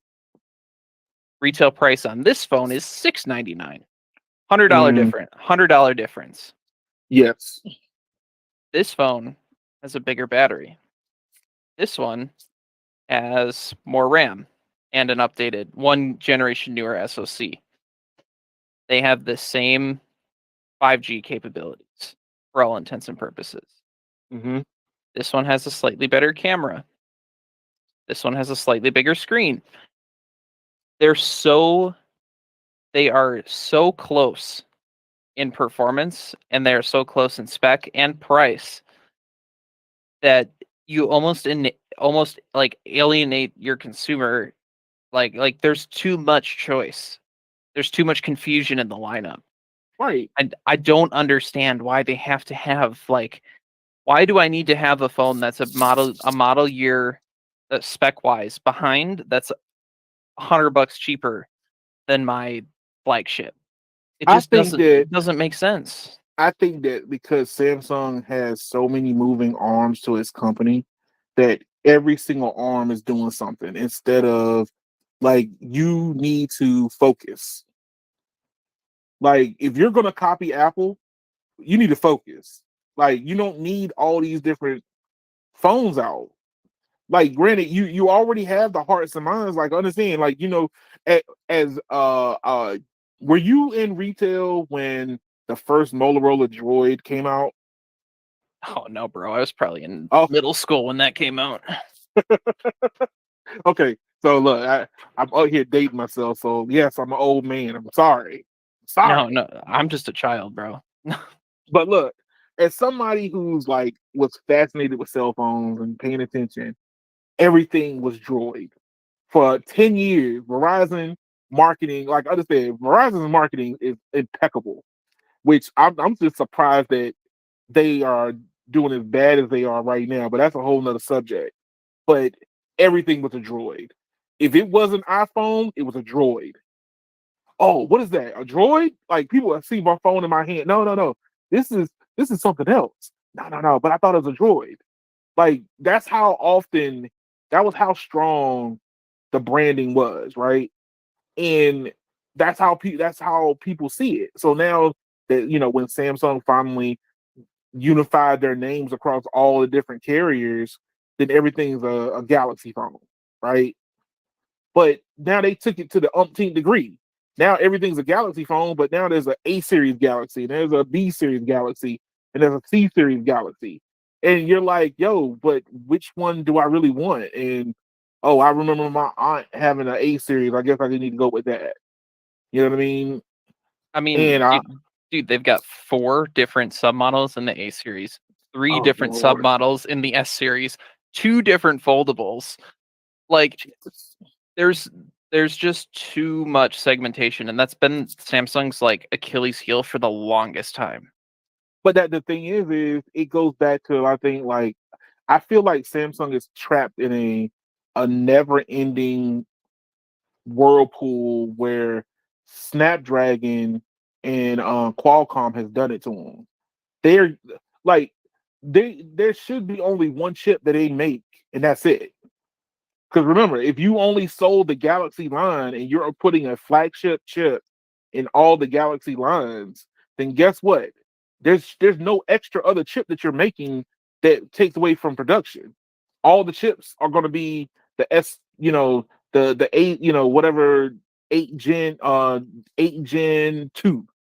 That's the only chip you're making. That's the only thing you should be making. But I think that Qualcomm pushes all these chips out that Samsung goes, guess we gotta hurry up and use this one too. And then they put out a whole bunch of phones that do that too. I don't think the A series phones all use Exynos though. See, that's what I'm saying. That's just Samsung trying to use Exynos. But that's that to me that sounds like they're doing it to themselves then. Yeah. They they Now, really they really want to use Exynos on all their phones. That's what they really want. Because you see in what is it? In Europe, they only get the Exynos. They don't get the Qualcomm one. yeah, yeah, and I think dude, if they just bit the bullet and cut off Qualcomm, I- I think it would force them to compete with Qualcomm because right now they honestly they I think they've settled the fact that the Qualcomm chips are just ever so slightly better than the Exynos ones. They've just accepted yeah. that. Well, I think that they don't want to lose the American market. That's what it is. Like, think about it. I want and think hard about this. If they went Exynos, even let's say they kept all the same 5G capabilities, being able to aggregate multiple NR bands, or even let's say they even went further and was able to support more NR bands than what Qualcomm is doing. I think that just the idea of not being able to perform at Qualcomm's level, a lot of people would not buy the phone. Although, I mean, there is something to be said about that though. Like I'm just looking at the specs on this thing. This thing does not support N71 Uh, what the or hell? band 71. This is the A53. It does not support 600 megahertz at all.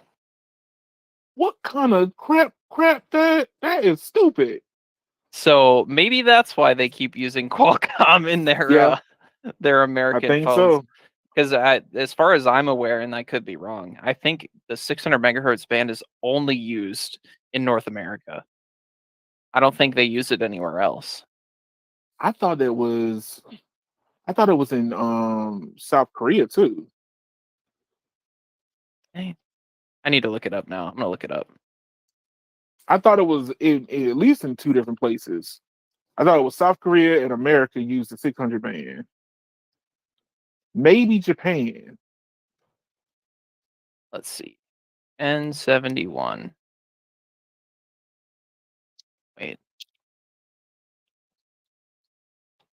Uh, hold on. Come on, Wikipedia. Help me out here.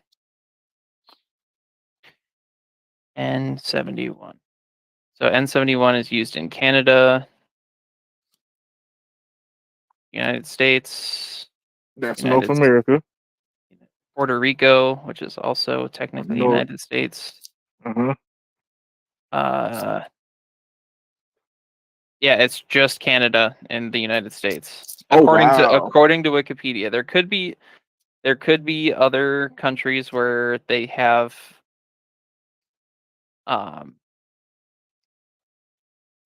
they have it other places, but from what I'm seeing, I don't see that band being available. So maybe there's some sort of like uh patent, or it's probably like Qualcomm. They probably have some patent on the 600 megahertz NR modem or whatever, blah blah blah, and that's the reason why they have to use Qualcomm chips here.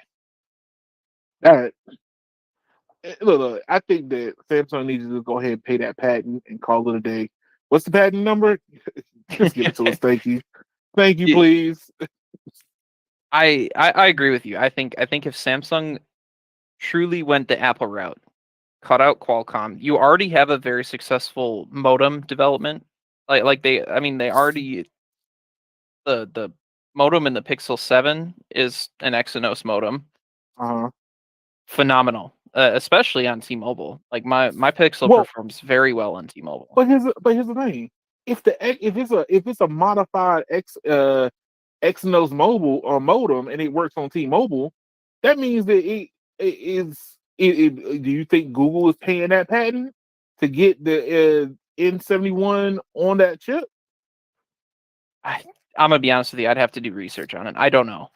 But my point is that like they they have some very successful product lines outside of their their their own native brands that are using their SoCs and using their modems. I mean, the Tensor chip is effectively a modified Exynos chip. Like it's built on the same architecture as far as I'm aware. Like Right. it's in practice, it's been done very well. So I'm not sure why they haven't pulled the plug on it. I'm sure they'd save a crap ton of money. They But probably would, but I bet that Samsung. I bet that Qualcomm made them something they can't refuse.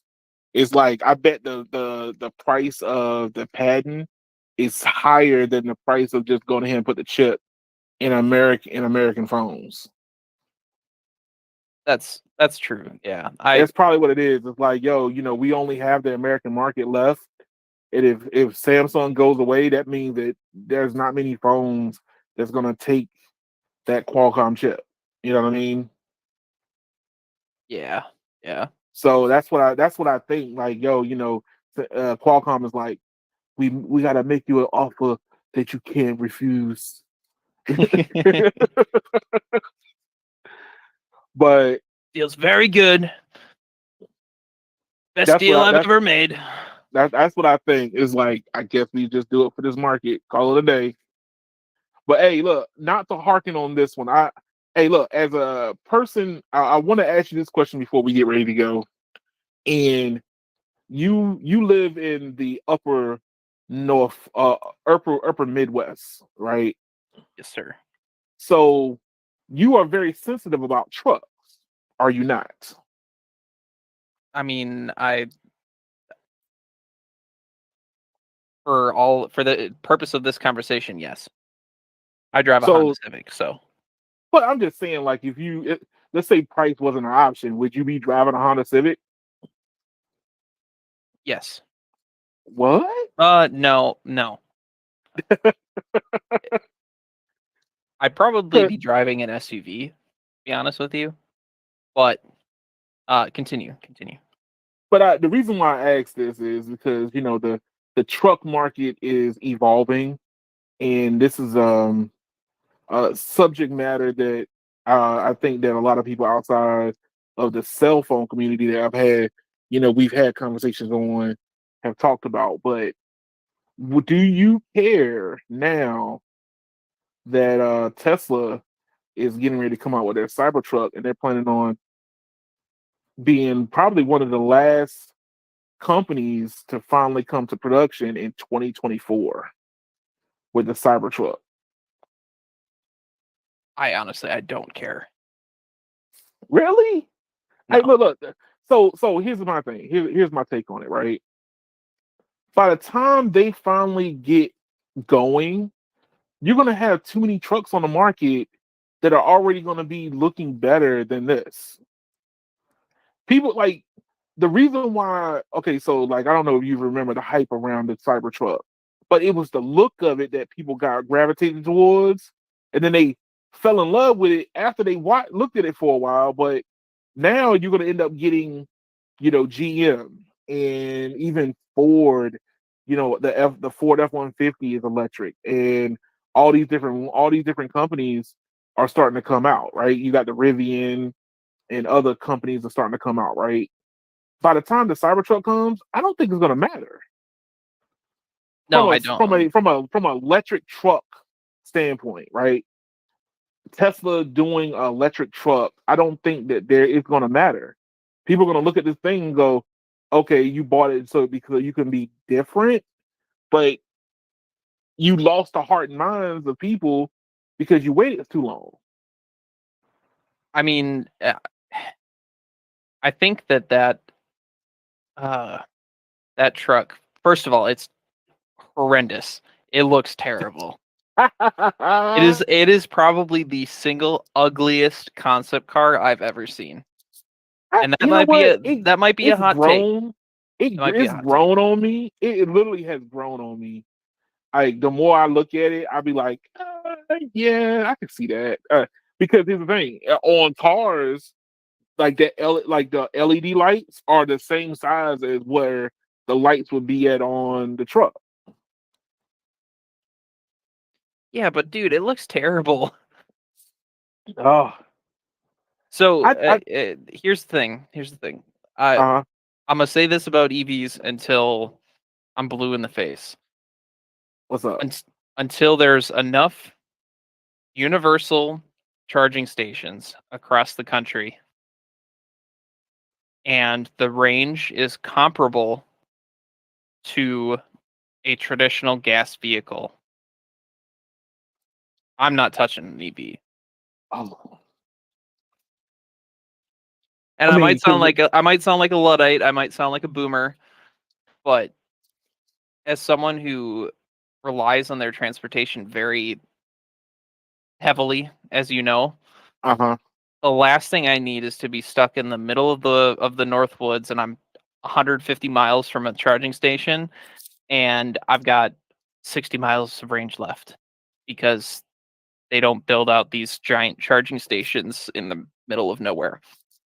No, I feel you.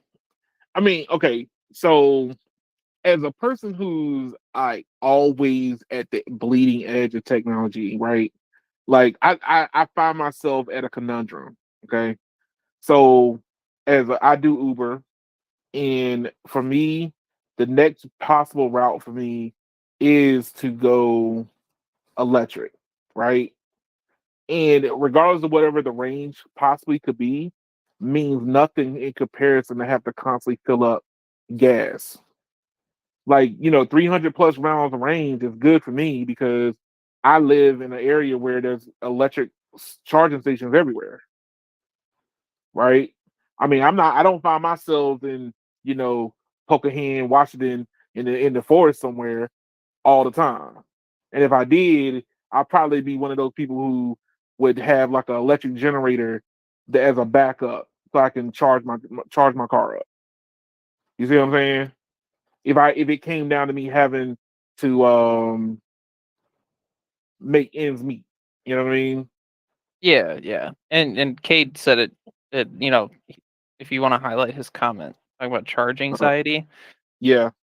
it's not that I'm necessarily like worried about the availability. It's the fact that I don't want to have to be cognizant of like my route, because right now, from what it sounds like, and I could be wrong because I really don't keep up with the EVs that much. Right. It's just it's a lot right now because there's so many companies doing stuff.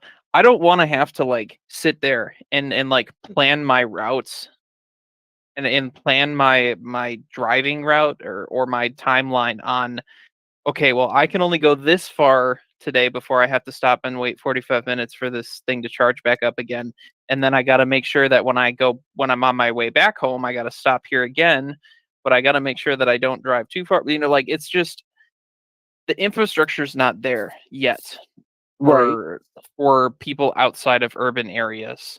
And that'll come with time. It'll come with time, but right now, like all of this hype around it, I'm just not. I haven't bought into it yet, especially because like when I tell you that I will literally put 600 miles a day on a vehicle at work, Mm-hmm. I'm not gonna sit. I'm not gonna want to put myself through that, bro. I would literally have like, because what's the range on like a spec'd out Model S? You know, like what, And 300, 350? 360 at most.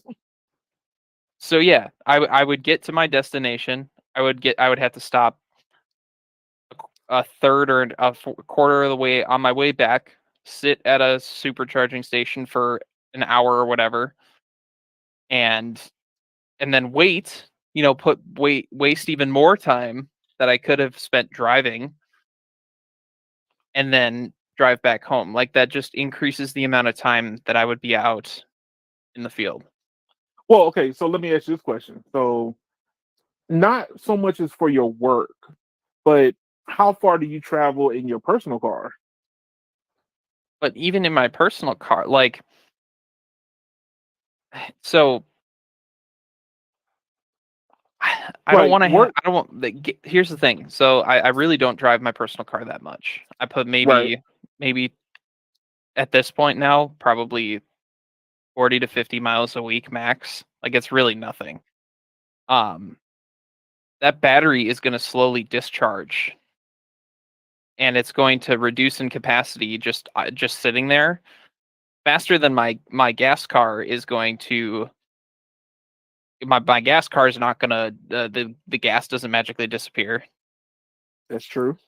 Like for me, the use case isn't there. Is what I'm trying to say. Well, okay, so I understand because with you being in more of a rural environment, I can see where you come from. But like for me and being more in the urban environment, I'm it's a product line that I have to pay attention to now more and more because making a financial decision based on availability, right? So like, I just know that when you go to like Midwest, trucks matter, right? The reason why the F-150 is the best selling vehicle period in America is because places like where you live at, that's what that's where you probably come across more F-150s than anybody. The F-150 is the best selling truck in America for a lot of other reasons. Yeah, More for but tax evasion purposes and businesses, but that's another story. That's that's another another tangent. story. Yeah, that's another Um, story. But I'm but just saying, but I'm just saying, like when by the like the reason why Ford had to go ahead and make a electric version of the F-150 is because they don't want to be left behind in that market when it finally starts migrating towards people like yourself. But But here's the thing, and I want to hold on before I go down this. What I want to say, I uh, want to talk about Kate's comment. I've seen people's cars dying 10 feet away from the actual charger, and then not being able to reach the charger to charge it. mm, Dude, it's just not there. I had a coworker of mine who had a Tesla, uh-huh. and he would have to. It's funny because this is back when I worked in retail, and he was one of the higher up sales guys that would, he would visit multiple locations, or he would go direct to the business or whatever. This dude would have to sit and wait and conveniently the store I worked at had a supercharger station like in a parking lot that was like adjacent to where our place was. Yeah. He would drive his car over there. He would leave it sit there. He would have to walk over to the building and then hang out there for like an hour and a half or however long to charge the dang thing. Like it, it's not practical yet. It's not practical yet. But Yeah. the I truck mean, thing, diesel engines have gotten I mean with the whole what's it called? Zero emissions thing with diesel engines. yeah. They are so efficient now and they don't pollute hardly at all. Like a diesel engine that has, the DEF system in place and all of that will pollute less than your car. Yeah. Well, that says something Exactly. because I drive a hybrid, and I mean, mine's get pretty good efficiency as it is, and it's an older EV. I mean, electric hybrid now.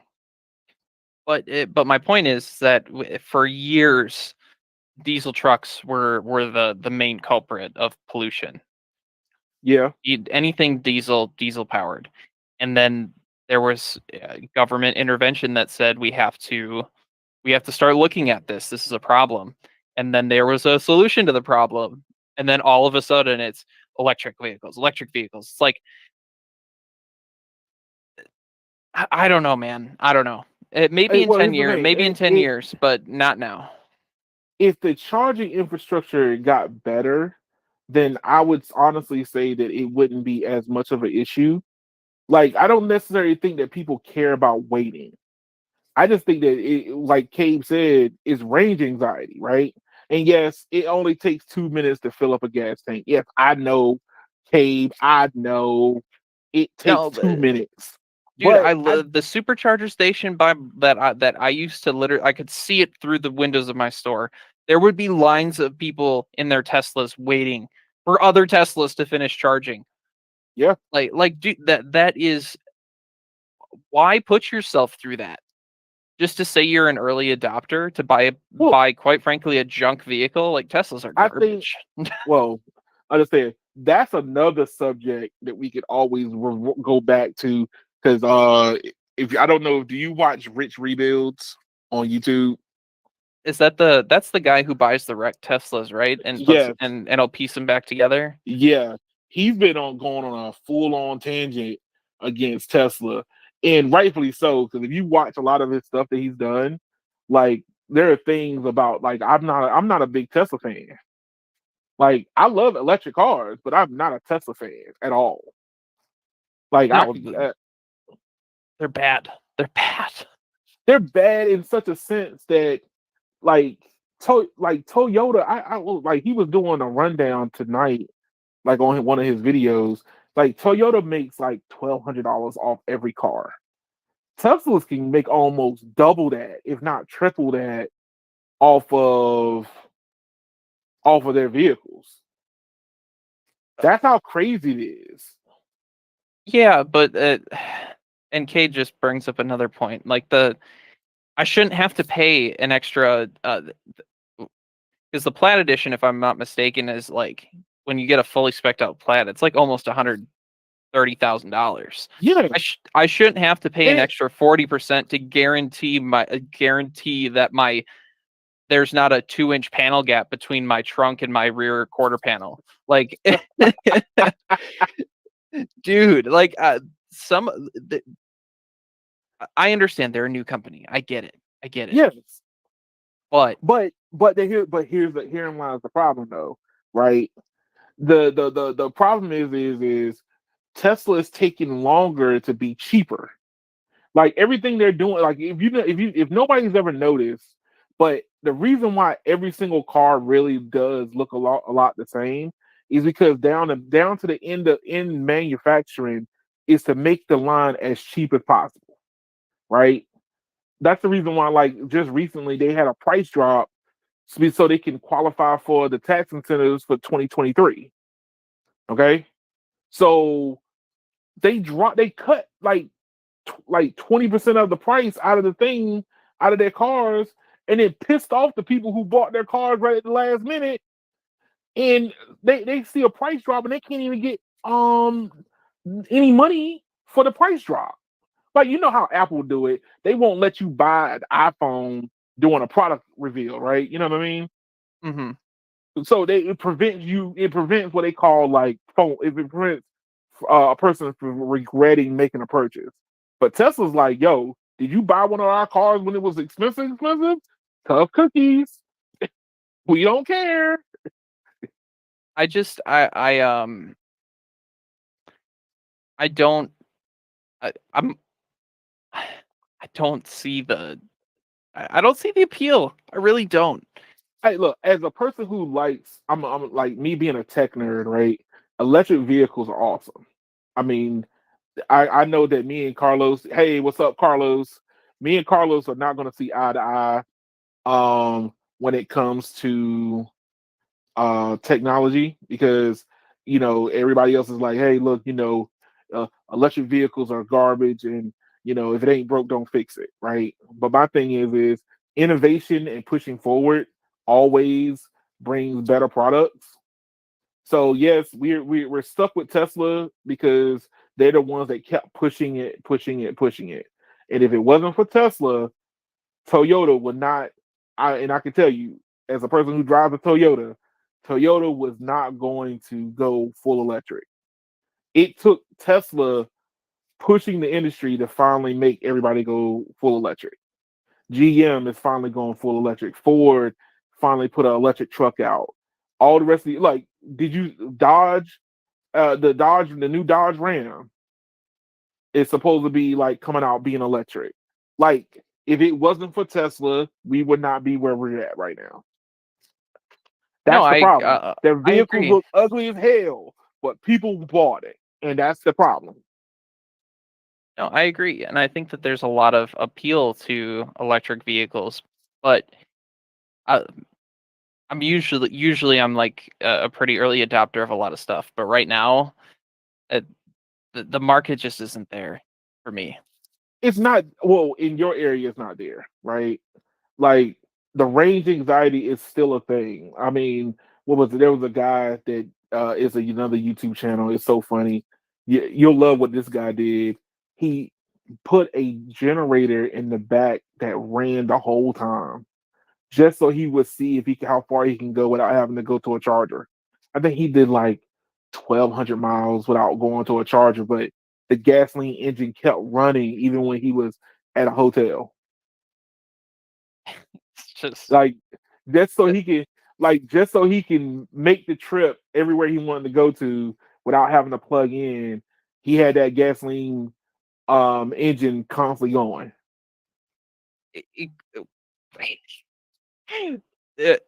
Yeah, these it's EVs that. have just reached peak stupid. No, here's the thing. I always ask this question of anybody, and I ask this of anybody else that want to challenge it. At what point do you have to just go ahead and do it? I will do Like, it when it's convenient. waiting around. Like, you don't look.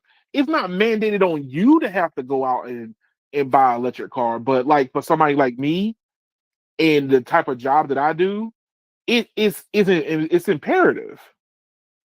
Like, yeah, you travel 600 miles in a day.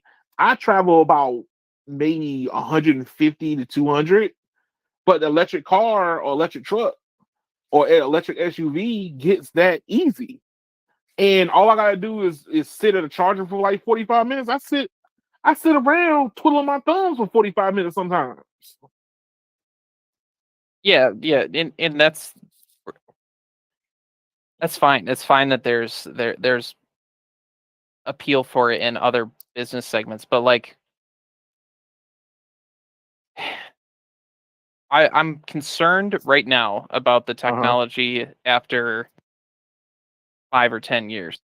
Because right now you can go to a dealership and you can buy a pre-owned vehicle that's 5 or 10 years old that has 80,000 miles on it, 100,000 miles on it, and other than regular maintenance, it'll probably be pretty okay. what's the maintenance schedule and routine, and then what's the additional cost associated with an electric vehicle like that long term? And that's what I'm waiting to see So because I'm let me concerned about that. let me answer this one from Carlos. So he says if the government stays away from it, hold on. This government stays away from it, don't control the narrative, and let you choose if you want to be connected to cellular or not, will still work. And I would be more into it. Well, here's the thing: if government kept their fingers out of a lot of stuff, we wouldn't have like oil is government subsidized too. That's something that a lot of people don't know about. Like oil companies get subsidies also. So my thing is a any new technology that can benefit all should be subsidized by the government. I mean, look, you see that the fiber footprint is being expanded by the government because cable companies wasn't going to expand. AT&T wasn't going to expand their footprint. That's So I mean I think everybody was gonna putter around their own little area.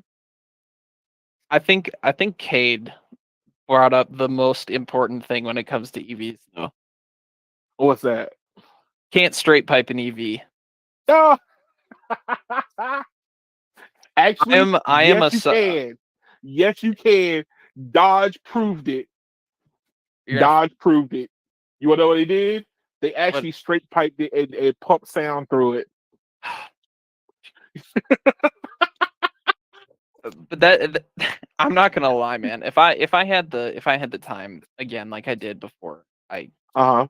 was working all the time, I'd have a car that wasn't boring like a Civic, and it would have a modified exhaust like I did before, and Hey, it's something that I don't think will ever be.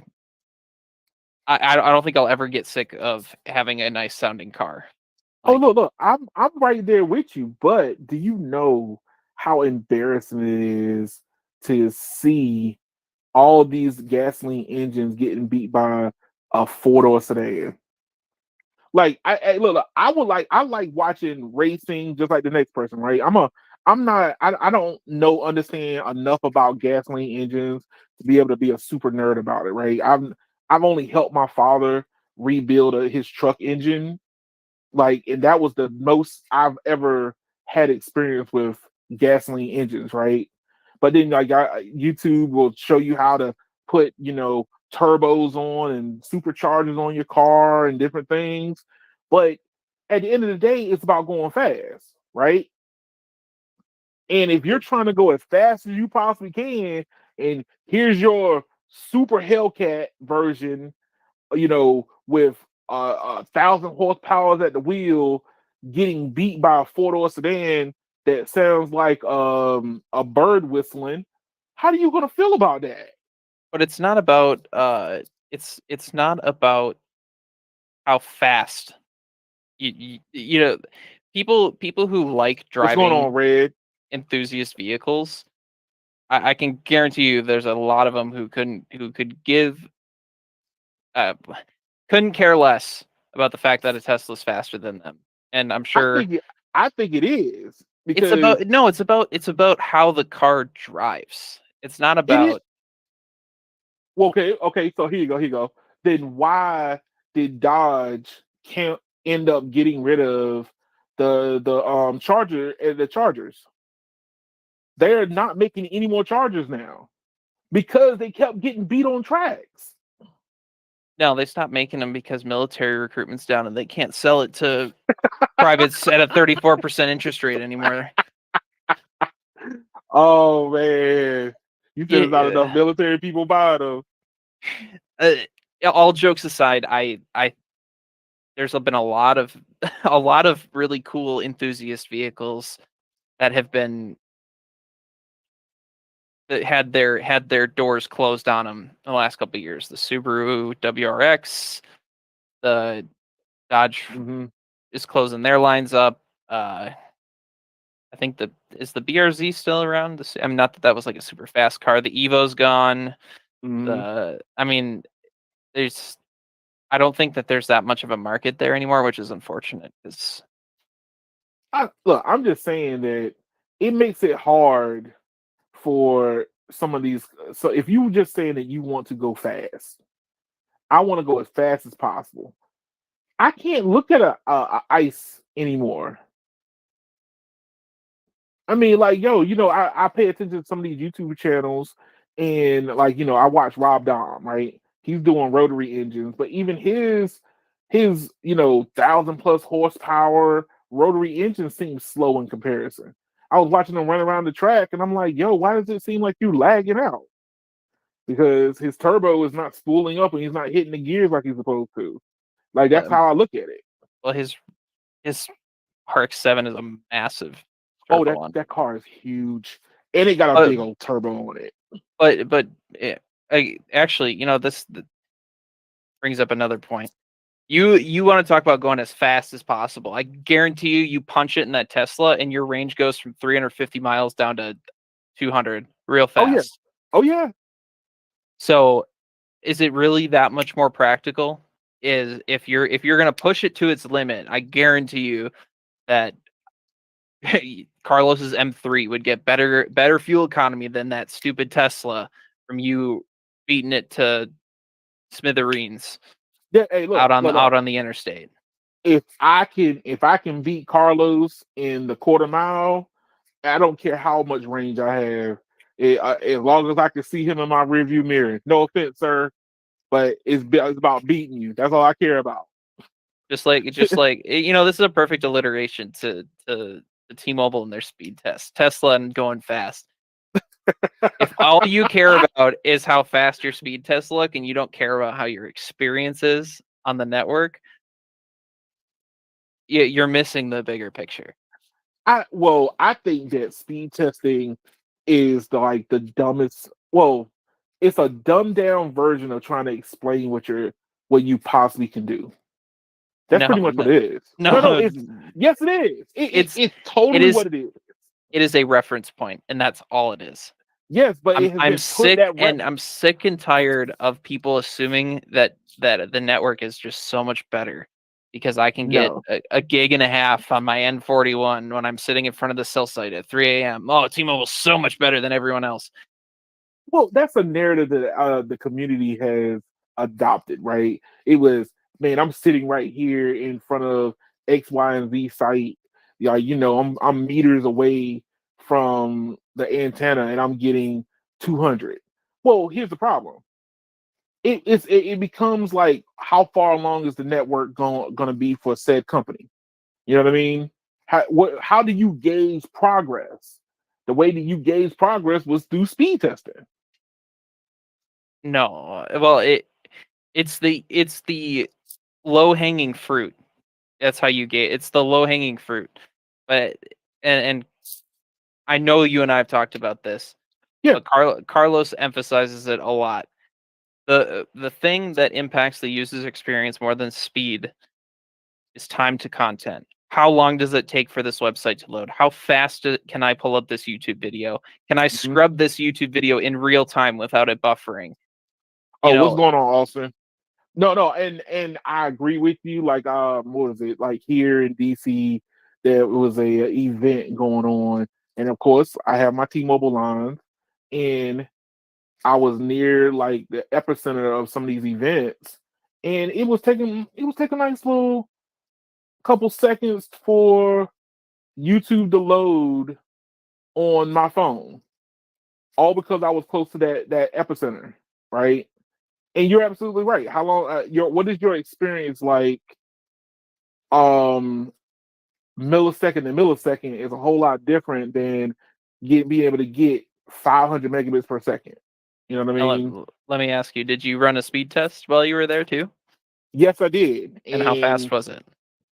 it, it was decent. I think I was getting like maybe 250, 300, but What was your latency? the latency was about 30 milliseconds. Okay. Oh, if you have that type of connection, you shouldn't be you shouldn't see delays You in should loading not. YouTube content, which You is the shouldn't. core problem it is the discrepancy that nobody seems to give a rat's about. But Well, the reason, but the thing is how do you portray that? How can I say how do you commercialize that? Remember what we were talking about earlier. How do you have a conversation with somebody to tell them, hey, this thing that you're doing really doesn't portray what it is that you're experiencing. If a person can't load something up on their phone, that's going to matter a whole lot more. it is, and I think, like as you and I have talked about in the past privately, I think that there's a day of reckoning coming at some point, and it'll I happen. It'll happen. People will realize that your Ookla speed test does not indicate the quality of the network. But here's the thing: it always comes down to like how easy can you translate said nerdy thing over to commercialized thing. So like, what was it? You know how the test was on YouTube whenever somebody was reviewing a new phone. It was look how snappy it is when I'm flickering my finger up and down on the screen and going side to side, how responsive it is, right? That's Mm-hmm. not really a testament to how well your phone is going to do, but how do you show somebody something that they may or may not be able to experience on the screen if you don't say, "Hey, look, I can move my finger real fast and it keeps up with my finger." I'll tell you, root metrics. But everyone says, "Oh, root metrics is wrong." Okay, okay. See, you're trying to be controversial tonight too. I am. So I am I, because you're this like, is something that I have such a problem with. I have no problem. I have no problem celebrating wins when it comes to right. T-Mobile in particular. You know that. I I try and make understand. that very clear. There's a lot of good things that they do. But when there are other people around that are sitting here like, root metrics doesn't it's a bogus test. It doesn't actually equate to how the network actually is. What? But you're telling me that Ookla speed test does? Like, it doesn't Well, go okay. both ways, dude. Well, okay. So here's the thing. I think that some people are not reasonable. Okay. So my thing is either Root Metrics and Ookla, which technically speaking, they're one company now, which a lot of people don't realize. Ookla bought Root Metrics, but I look at both of them. Okay.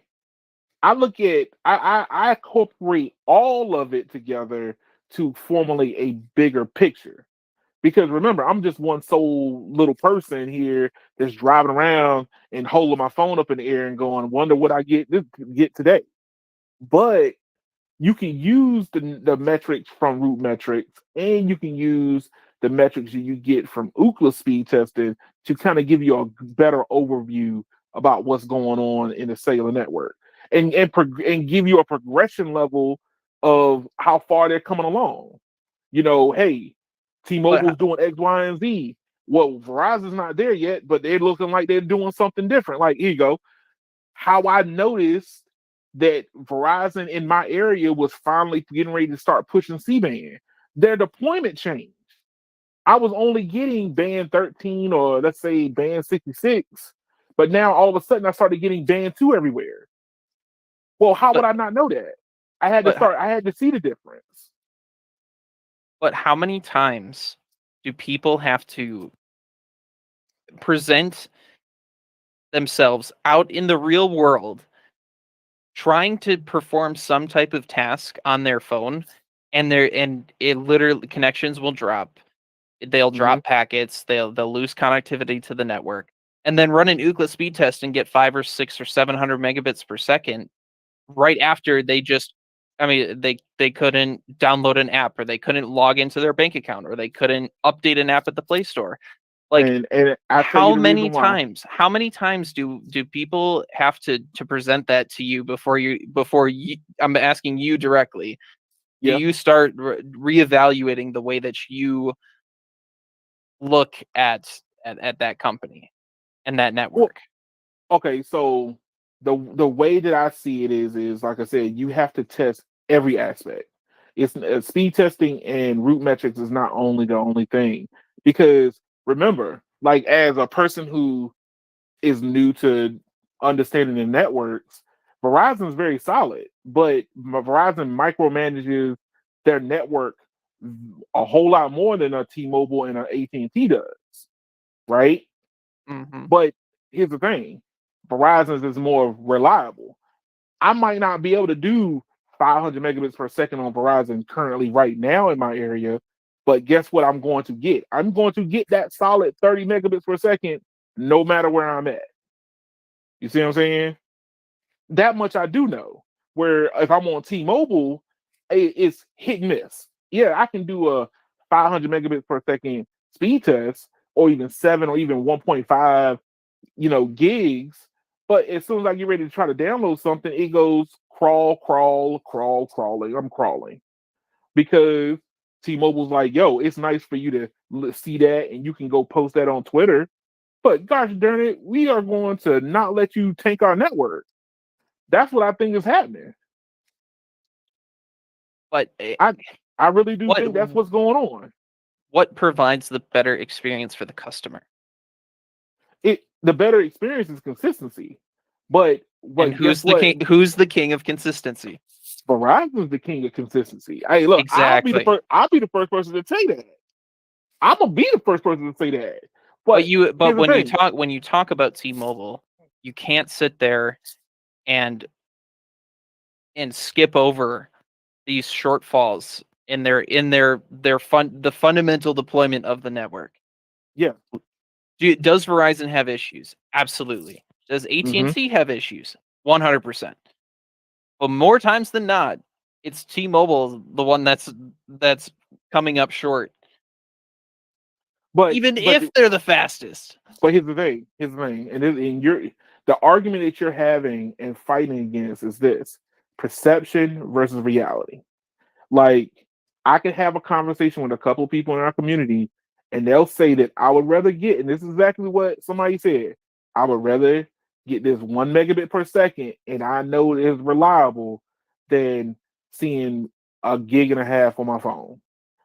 And but the thing is perception is Verizon is falling behind while T-Mobile is jumping ahead because they see an arbitrary numbers flickering on a screen. One is a very small number compared to 1.5 gigs. It is, and I think it's just like gamification of speed testing. It's like Right. And that's what it who can is. get the high score. I'm guilty of it myself. I won't deny that. But at the end of the day, does it really matter? Like, It it matters in a sense of, how can I say it? If you're testing to see what your potential throughput is where you are. Like speed testing, the way that I use speed testing is, okay, if I wanted to download this big large file, what is my potential of how much data can I pull? Right? But if I do a gig and a half, and I've seen T-Mobile do this. So here's the thing: I've done a speed test. I've done multiple speed tests. I've pulled out on Imperv and Google and Ookla, and I've seen it hit 500, 700. But then when I get ready to do a download test, actual pulled data through their network, 20 megabits per second. there you So why go. did There you so why go. did so why did you show me? I would rather you just say, hey, you only getting 20. But that's the whole problem. But here's And the thing. full disclosure, Uh-huh. I pay for every single network. I'm on the Yes. top tier plan with every single postpaid carrier. My Right. main number, the number that I rely on and the service that I rely on, is by far the slowest in the city. Yeah. In rural it's easily the fastest. But I keep and this is the way that me and my friends talk about it, because they all have lines on my AT&T account, and I have lines on their T-Mobile account, and et cetera, et cetera. Yeah. Um, AT&T is the most consistent, but the speeds, the throughput's mid. It's mid at best, Hmm. but it's the most consistent, and that's the one But that I rely on because it works. here's the thing: in the matter of public opinion, number like constantly seeing that number creep up, and then on top of that, people posting it themselves. Like, think of it like this. You know how things go viral or you get a viral mentality is when it organically changes on its own and not when the company actually pushes it. So, and I think that's what T-Mobile's doing is they let you see that 1.5 gigs, but they're like, yo, that is unrealistic. And I've always said that. I'm like, look, what do you get for getting past 100 megabits per second? Nothing. You get no benefit outside of that until you get ready to try to use it. You look, understand, and this is coming from somebody who likes T-Mobile. A lot of the network updates they were doing, everybody's like, oh man, they need to update their backhaul. That backhaul need to get better. Really? Do it? Look, I even got look, Sneed is the king of memes, okay? For about 6 months, I got called Mr. No Backhaul. Okay, just keep this in mind. All the thing I said to the group was T-Mobile doesn't really have to upgrade their backhaul, and everybody said, "Oh man, you're Captain No Backhaul. Look at that, no backhaul for you, huh?" But really, they didn't need to actually update anything, but they were just doing it for show. It was, well, guess what? We can get 700 on our network. What are you getting, Verizon? What are you getting, AT&T? AT&T and Verizon got goaded into a speed testing war, which they didn't need to be part of. Do you see what I'm saying? No, I see what you're saying. I don't think I don't think So anyone now, I so don't think now every anyone needs more than what T-Mobile can provide on a gig circuit. but then However, he, but then you got, like I said, you have to look at it. So now Verizon puts out millimeter wave. Everybody's literally huddling around an antenna like it's the last cell phone spot in the world, and they getting 2.5 gigs, and then they can go, "Ha! See, Verizon can do it too." And that's kind of what it was. It was going back and forth, back and forth, back and forth. And guess what? Guess what it does? It makes T-Mobile look better. It don't make Verizon look better. Everybody knows Verizon is reliable, but guess what? But T-Mobile's getting the hearts and minds of people because they're getting posted more. and Free advertisement. I understand that part of it, and don't get me wrong. The fact that they have put N41 in places where they've put it is awesome. It's great for connectivity for people, especially in rural America. Yeah. But again, it's a matter of, do you really need all of that capacity on your mobile device? Absolutely not.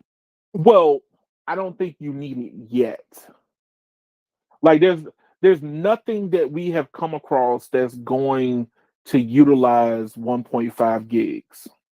I disagree. I disagree. Well, I mean, here's the thing. Like, there's nothing in the pipeline. Look, the most that we're going to be able to pull, like, especially with AR and VR, like AR and VR is still unpredictable. Like, Apple is coming out with their VR glasses, AR style glasses soon, right? And that's something that I think I put in the rundown too. Was um Apple and their potential unpacking their. Oh, let me see if I can find it. Where's that? Where's that? Where's that? Where's that? VR possible AR type or the Apple's Pro Reality. Here you go. So we don't know how much how much throughput these devices are going to end up being, right?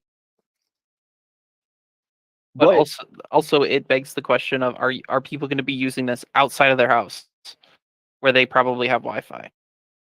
I think so. I think so. Like I think that when it comes down to it, like we don't know exactly how much data throughput this stuff is going to end up doing. But I can tell you this much: 20 megs per second. If you're whatever network you're on, if it's Verizon or T-Mobile or AT&T, if you could do a solid 20 to 30 easy, you're good. You're gravy. Like Exactly. that's the It's not necessarily about what's good for a single connection. It's volume of connection, which is where I was going to kind of segue into. uh So and this is where I see AR VR kind of, especially like augmented reality. Think about like and I could be wrong. I don't know if people actually still pay attention to this stuff anymore, but like Pokemon Go and yeah. like the massive amounts of people who would show up at like a raid or whatever they call it. Like all these people concentrated in a specific urban environment, all on these mobile devices, and then you've got the goofy people who have like 18 different phones all playing Pokemon Go at the same time. hmm T-Mobile has, in a lot of places, not addressed those high density urban environments with with densification outside of their macro build. No, I agree. So I agree. your 1.5 gigs, your 2 gigs, your 4 gigabit per second speed test, those are going to matter in those places. But T-Mobile's not going there. They're not spending the money. They're not doing the work. They're putting together a network on a shoestring budget with the hopes that it's gonna stay alive. Okay, And so that goes back to our original conversation that we had a couple nights ago, because I tell a lot of people is this is if you're a T-Mobile and you're trying to finally grow up into the bigger company that you need to finally grow up into, the first thing you don't do is try to match what the big boys are already doing. Like if you have aspirations of being a Fortune 500 company, you don't all of a sudden start spending like you're a Fortune 500 company. You slowly, incrementally build yourself up to trying to be a Fortune 500 company. If all of a sudden I wake up one morning and say, "Man, I got a great idea. Let me hurry up and start spending $1 billion per quarter." Well, I don't have $1 billion to spend. but How do I? Go ahead. this is where your argument falls apart. T-Mobile is by market cap the largest telecom company in the world. hmm T-Mobile US is the largest telecom company by market cap. Right. How are they not one of the big players? If their market cap is larger than Verizon, it's larger than AT&T. They Because their market cap came from acquisitions, not through assets. but your argument that they're still the underdog is it's flawed. They have had the time. They have had the opportunities to step up to Well, the plate. But remember, like T-Mobile's network is borrowed in comparison to a Verizon AT&T. Like, come on. So exactly. no, So but what I'm saying is where's the long-term play? They don't own anything. They borrow everything from everyone, dude. but that's what I'm saying is they have the biggest market cap, but there is market cap based on numbers of like subscribers and based on like potential growth possibilities. But assets in the real world, we're not talking about like make believe assets. We're talking about fiber investment, we're talking about hardware investment, we're talking about like, sheer girth of company is third place. Sheer company placement, they're third. Market cap, they're first. So that's what I'm saying is we don't look at their market cap. You got to look at what assets do they have. They don't own anything, but they've had to be that way for a long time. And all of a sudden, when they acquired Sprint, they became a huge company overnight. The acquisition of another company made them a bigger company overnight. That's what I'm saying.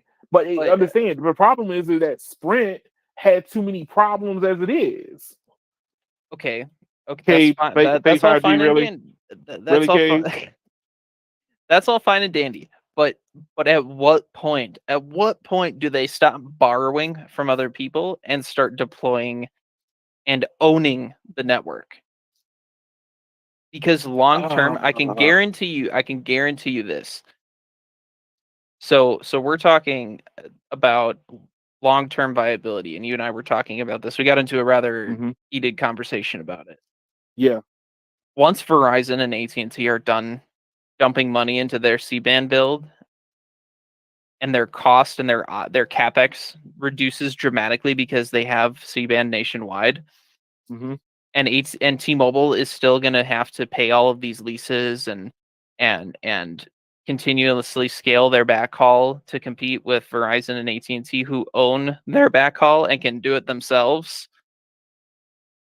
And there's gonna be a tipping point. The ship is going to capsize, or at least it's gonna start filling with water at some point, because No, they don't own anything. and okay, so I say it like this, right? And I wish No Radio was in here because he can articulate it maybe a little bit better than I could. But here's the problem: not owning anything is not a bad problem. It's it's waiting to be able to how can I say it? It's being able to grow into your big boy pants, not throwing them away, and then all of a sudden go out and go get a whole nother wardrobe. What's up, Sean? The problem that T-Mobile has is growing your initial footprint bigger than what you already can do was their first priority, right? They need to grow, like seriously have a footprint everywhere to become viable. That was their first problem as a company. Okay. Would you say that as honestly an apples to apples comparison? If you are a Verizon customer and you wanted to leave, what hey, what's up, Chime? But if you wanted to look elsewhere, the only other company you could actually look at was AT&T. But AT&T charges just as much as Verizon. So why would you leave? No, I understand. I understand where you're coming from. My So my my so my point is that they're running on borrowed time right now. I I think that the borrowed time they're running under is not as bad as it might look. Now this is just me being optimistic, but I do feel that a T-Mobile can benefit from not having to rush right now. Like you don't have to spend $22 billion to keep up with your competitor. Are you All you sure? need Are is you sure about that? oh, I am positive about that. I Are am you, I am bro? wholeheartedly positive about that. Verizon hit 200 million pops of C-band in 12 months. Hmm. They are going they're they're coming for T-Mobile's lunch money, bro. Oh, bro, understand something. I am not what they call a T-Mobile shield that walks around with magenta color glasses on. Okay, I know that Verizon has the ability to crush anybody in their sights. Okay, but one thing that I do know is this is the most I've ever seen Verizon look nervous, and They're nobody wants to talk about that. But I think you equate them looking nervous, quote unquote, to legally obligated to deploy their spectrum at a specific date and time. Like, They are legally obligated to do what they need to do to make themselves look good. But the days of 13 band 13 only sites in the middle of nowhere are over. Now you getting away with putting band 13 up, even though you had the spectrum to be able to do so. It wasn't like Verizon didn't have spectrum in those areas to do it. They just did it and was like, y'all are good, deuces, and then come back for 7 years. okay, if we're gonna play that game, Yes, We're gonna we're play playing that that game. game. That Let's band play that 13 game. only site that is just for coverage purposes in the middle of nowhere and receives is literally zero load because it's in the middle of the woods. You know what Mm-hmm. T-Mobile's doing? They're either co-locating or they're putting a site nearby that's got N71 only. I They're not agree. putting so your argument of band 13 only, No, there was. these old sites, it's doing the same thing. T-Mobile's Yeah, doing the same thing. yes, because they're learning from who came first. But you can't They're, you can't but sit what there and argue that Verizon's band 13 only sites in the middle of nowhere are such an atrocity when T-Mobile no, right now is no, no, no, deploying no, no, no, no, no, new no, cell no. sites with the same strategy Yes, that yes, Verizon yes. did 10 years ago. Come They are on. they're doing the same thing because they learned the playbook from the best. No, no, no. Let's call it. Let's call it what it is. Verizon's the best. Learn from the best. Verizon did it. It's good for me too. But what I'm saying is now that you got fixed wireless as another revenue stream, getting away with just band 13 only sites when you want to broaden your footprint into another market segment, you can't get away with. You might have, if there was nobody else and it was only Verizon, AT&T, you could get away with putting fixed wireless on band 13 because everybody still will be on it. At most, you could say, hey, look, take that 50 megabits per second, enjoy your life. Okay, well, let's And keep people that will, same and people energy. That you and can't people will be expand like, into new "Yo, I markets. You bet can't deploy fixed wireless on 5 megahertz of band 71 only. Come that's on, true." bro. I There I, I, I brand totally new site agree. builds, band 71 only on microwave backhaul. That's fine if you're going for coverage, but you're no better than Verizon. You're no better than AT&T on a band 12 only site Hey, or look, whatever. You're look no what y'all better. look what y'all did, child. We're not arguing. We're not arguing, sir. I'm We here. have a I'm we have I'm a here to difference of argue. opinion. I'm here to argue. And I wanna address something because everyone's talking smack about AT&T. Uh huh. Yeah, AT&T 5G Plus sucks. That's just the harsh reality of it. It's awful. Because AT&T is cheap too. They I'm are. gonna say it. They're extremely cheap. AT&T is cheap too, man. Look, understand. Verizon from this is from my point of view. AT&T and Verizon benefited from the chaos at the bottom of the barrel. Watching the two little internet kids and the hope they could ever dream to be part of the big boys were cannibalizing each other. One would come up and stab the other one in the back and be like, "Yo, my promo better than yours." At the end, Sprint was just giving away everything. They were like, "Yo, do you want Amazon and a phone for free? Bet here, come over here." Like that's where Sprint was before the end. Okay, So now that n- now that we're where we're at now, uh AT&T has been forced to upgrade their network due to their government obligations. yes, Verizon is upgrading their network in order to maintain a competitive advantage, and T-Mobile is upgrading because they didn't have a network. right, Everyone's doing everything. The increased competition is good for all of us. yes, I totally At agree. the end of the day, it's good for everyone. The But the that the doesn't mean that only fundamentally T-Mobile is still doing it in a way that never I don't think is right. But that's I just would never say that T-Mobile's doing it better. I'm just saying that they got a whole bunch of people clicking and uploading a whole bunch of speed tests to make their network look like it's better. That's it. What is Verizon doing? I mean, you can make fun of them, but who's on Twitter? Who trends on Twitter when it comes to speed testing? yeah. And on my Twitter feed, No, I'm just saying Twitter in general because that's the reason why they let speed tests go to 1.5 gigs, but only they downgrade you down to 20 megabits per second when it's congested. When I hit congested areas, it's 20 megabits. Period. you're not wrong. I mean, to be honest with you, all of the all of the stuff that I post about Verizon tends to get more traction, but I also Oh, I also post I also post more about the site equipment and the tower itself rather than the speed tests. Because uh, I mean, whatever. we the nerdier you get, you might lose some of the traction at that point.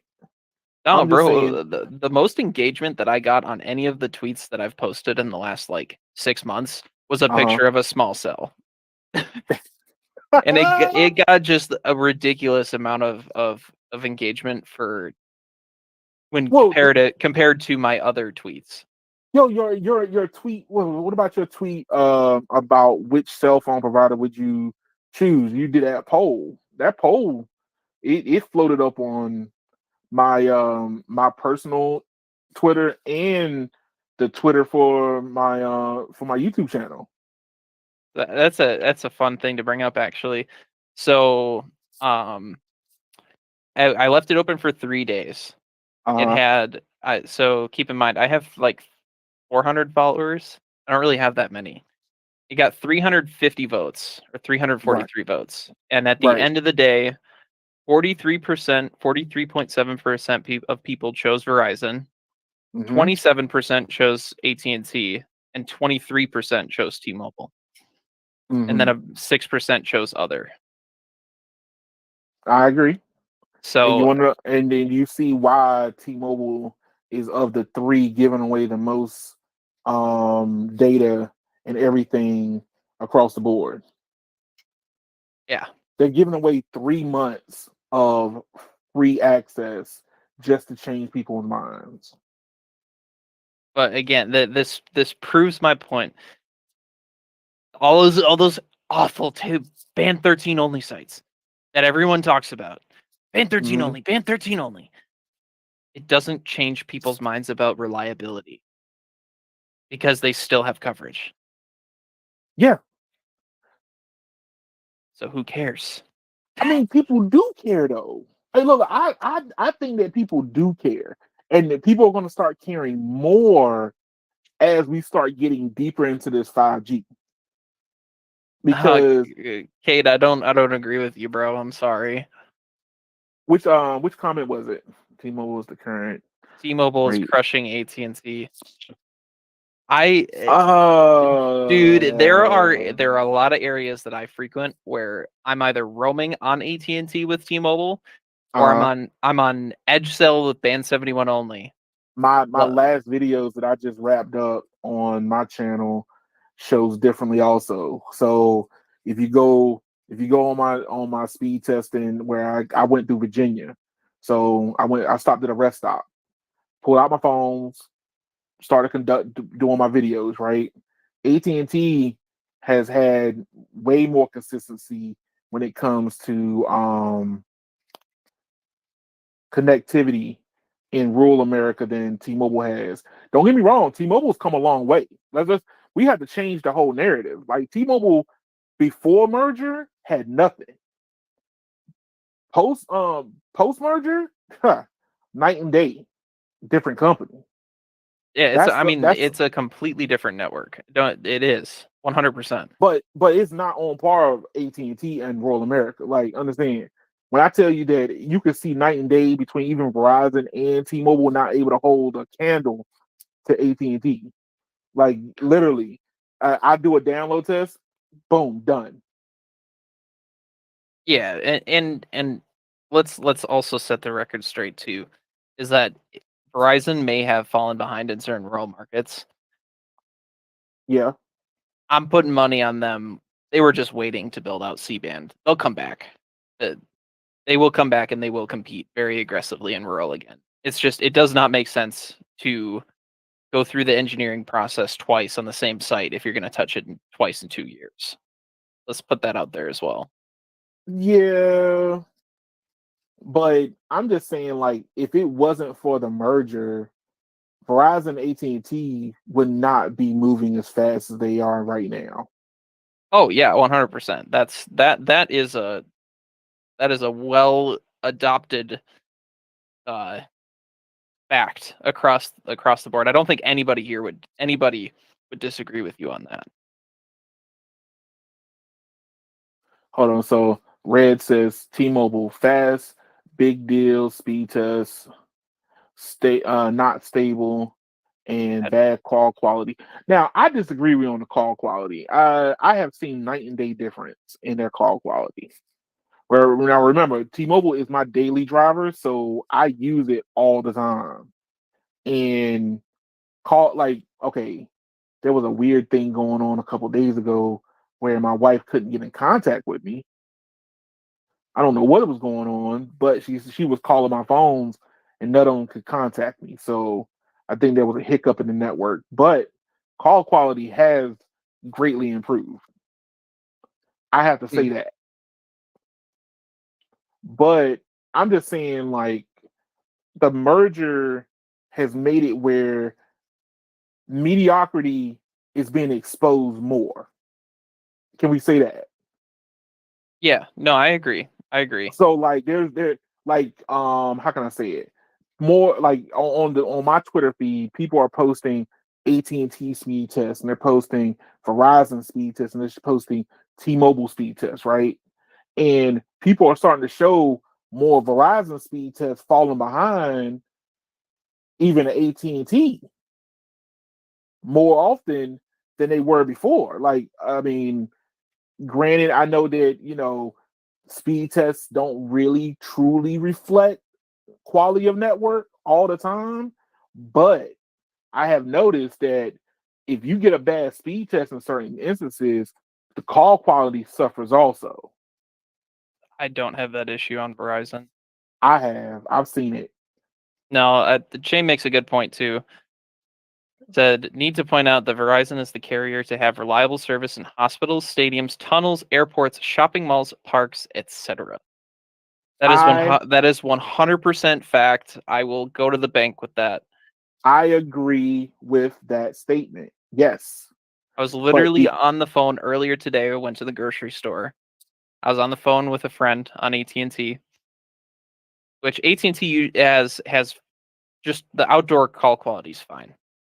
But when it comes to indoor building penetration, I know for a fact that I will drop that phone call. I said, "Hey, I'm gonna hang up real quick. I'll call you back on my Verizon line." I agree. I agree with that statement. And the reason why I agree with that statement is because you got to remember, Verizon has had time to get into those nooks and crannies and everywhere.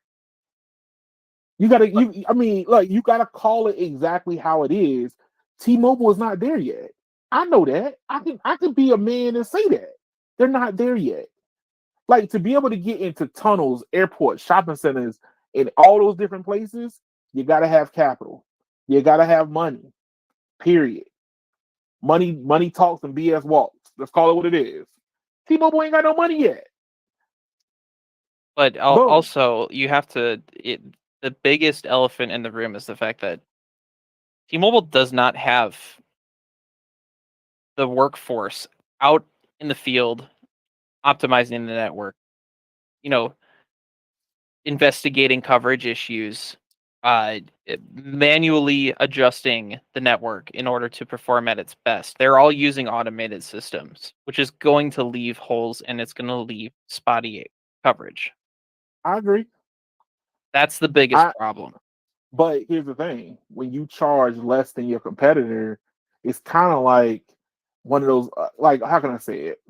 When I was a Sprint customer, okay, I had always said these words to me myself: if I'm going to spend Verizon level money, I expect my coverage never to drop. But when I was paying Sprint level money, I literally could go from one neighborhood to another neighborhood and I would lose coverage. But the reason why I was paying Sprint prices is because I understood that if I travel around, I was not going to get Verizon level experience. That's what I'm saying. People look at T-Mobile and go, I'm paying $80 for Magenta Max, unthrottled data, 4K streaming, boom, thank you. But when they go into the metro tunnel, they lose service. That's something they've lived with. But if you need to be contacted 24 hours a day, 7 days a week, no matter what, guess what? You can't tolerate that from a service that drops off when you on the metro and go into the tunnel. That's not something you pay for. You pay for extra money when you hop on you go into the stadium, you go into the tunnels, you go into the airport, you know you're going to get service. That's what you pay for. That's how I look at it. Then you can't sit there and tell me that T-Mobile is the best network or that they are the leading network. I would It's not. just I would. factually I untrue. would never say those words. I would never say those words. But I know from a person. Hold on. I know as a person who has literally sat there and said that if Sprint got rid of their unlimited data, I would leave them. Yeah, I've told you that. Yeah, Because but that was but my that's MO when I had them. but that was because I was putting up with the fact they had mediocre in comparison to the best network on the planet. That was a different time, though. That was a different time. I see this to be the exact same problem. I see this being exactly the same. I'm with T-Mobile because guess what? I don't get harassed about doing 4K. I literally could run speed tests until my fingers fall off and just go, oh, look how nice this is. And don't get that text message that everybody gets goes, you have hit 80% of your allotment. You had hit 90% of your allotment. You have reached 100%. You are down to 3G speeds. I don't have that problem, I don't have that problem on but a any lot of of people my do. care But a lot of any of people my do. plans. And okay, that's all fine and dandy, but back in the day when Sprint was the only unlimited plan, there was a very noticeable discount on their service plans price wise. Uh-huh. And there was also a very stark difference in the data allotment that you got, because that was back when you were still doing bucket plans with Verizon and AT&T. So there was enough there to justify the cheaper cost. At this point, and today, personally, they're not that much cheaper on paper. They're not, but it's enough for people to make that distinction of saying that okay, Verizon is being bougie and T-Mobile's being uh customer conscious of my wallet, or And even and anybody that's fine. and here you go, and anybody else that pops up, like Verizon, not Verizon, but let's say Charter decides to want to do bundle television, home, internet, and cellular. People are looking for deals, so they're being price conscious for real. I understand that, but it's the fact that the narrative has become T-Mobile's the cheapest and the best network is bogus. Because at the end It, of the day, quite frankly, AT&T is probably the best overall network right now. hey, look, I say it to you like this, man. Don't hate the player, hate the game, because that's exactly what the problem is. T-Mobile's playing the game. The game and understand, we all kind of would like to be able to say, hey, people wake up. This is more to it than what you're seeing. But at the end of the day, they're playing the referees, and the referees are people. I guess. I guess. The referees are people. People choosing to vote with their wallets. They're like, yo, I'm not liking. Like, here you go. Verizon. Like, I have the article. The articles in our chat, right? Verizon posts Q4 numbers of 217K postpaid, but Comcast added 365. Yeah. Charter added more. Yeah. So that's what I'm saying is the cable companies are posting bigger Q post wireless ads than Verizon is. Yeah, And but they use Verizon's network. yeah, but you know who's still getting paid? Verizon. Exactly. I agree. But Do you think that they really see that as like a problem? Like sure it's probably on their radar in terms of like, okay, well maybe the cable companies are adding more than we thought they would. But that's where they right? come in with the aggressive bundle pricing, and it's working. Well, I think that what this ends up doing for Comcast and Charter, it makes them see potential acquisitions down the road. I'm buying T-Mobile. Um, Down the road. That's what I see. Look at it from a standpoint of bigger picture. Okay, T-Mobile looks like a slimmed down version of a cell network, right for the picking. So if a Comcast keeps adding 365 net adds a quarter, they might turn around and go, T-Mobile, you looking real nice right now. I've always look, Comcast could be like, we've always thought about being a cell phone company too. Wouldn't it be nice to pluck something out of the air and go directly competing against Verizon? And now you take all those people that Verizon was. Yes, it technically speaking, Comcast and Charter uses Verizon's network. But what happens if they decide to peel those people off and put it on their own network? I'll tell you exactly what'll happen. What will happen? All of those people, the biggest selling point of Spectrum Mobile and Xfinity Mobile is the fact that it uses the Verizon network. Yes. You take that component of that product away, the Verizon network, and people are running for the hills. The I don't only necessarily reason. think It's the only so. reason. I don't think so. Hey, look. I know so because The reason, I know people who work in those stores, dude. yes, but That here's the is their thing. selling point. That's how they sell it to people. Yes, but How let much me are you ask you a paying for question. Verizon? Oh, you already have Spectrum? Well, the Spectrum Mobile uses the Verizon network. You can get it for this price. Oh, it's the But get, same network? Why? And I'm paying less? You but take guess that what? Verizon component away, and people are done, bro. I don't think so. I think that here you go. Look at it from this standpoint, right? Comcast and Charter are both showing that they're willing to build. They're building in their respectable areas that they operate in. Just now, remember, they're building so they can not pay Verizon. Yeah, I get that part. But at the end of the day, they don't have licenses in the vast majority of the country. Sure, Mm-hmm. they have it in the dense parts, but at the even Verizon and AT&T don't see that much usage when people are at home because they're on their Wi-Fi networks. So like it's almost like alleviating a problem that's not there.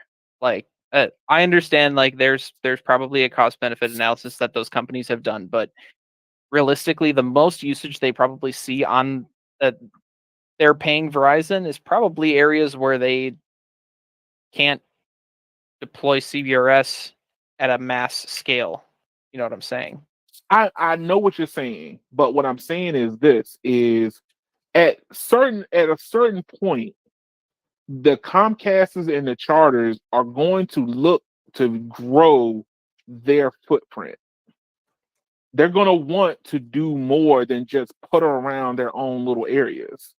And every single time they grow and grow and grow, or even if they're growing on the back of Verizon, yes, Verizon still is a customer of theirs.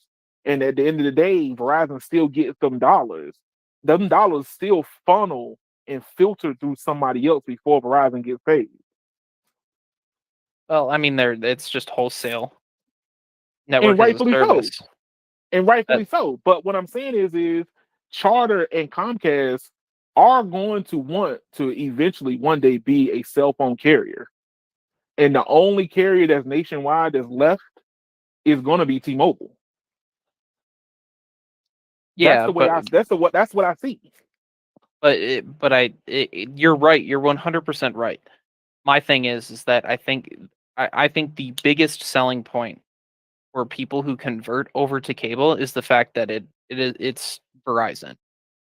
I guarantee you, if Spectrum Mobile had launched and said, "Oh, you can get blah blah blah on the T-Mobile network," if they had signed an MVNO agreement with T-Mobile, Spectrum Mobile would have Mhm. died years ago. It probably would have. But remember, So it's also a point of if they did it on T-Mobile before the merger, yeah, it wouldn't be it would be a laugh. You'd be laughing at best. Like the reason, like you just said, the reason why they are on Verizon is so they can go to people and say, "Hey, are you a Verizon customer? Guess what? We are too."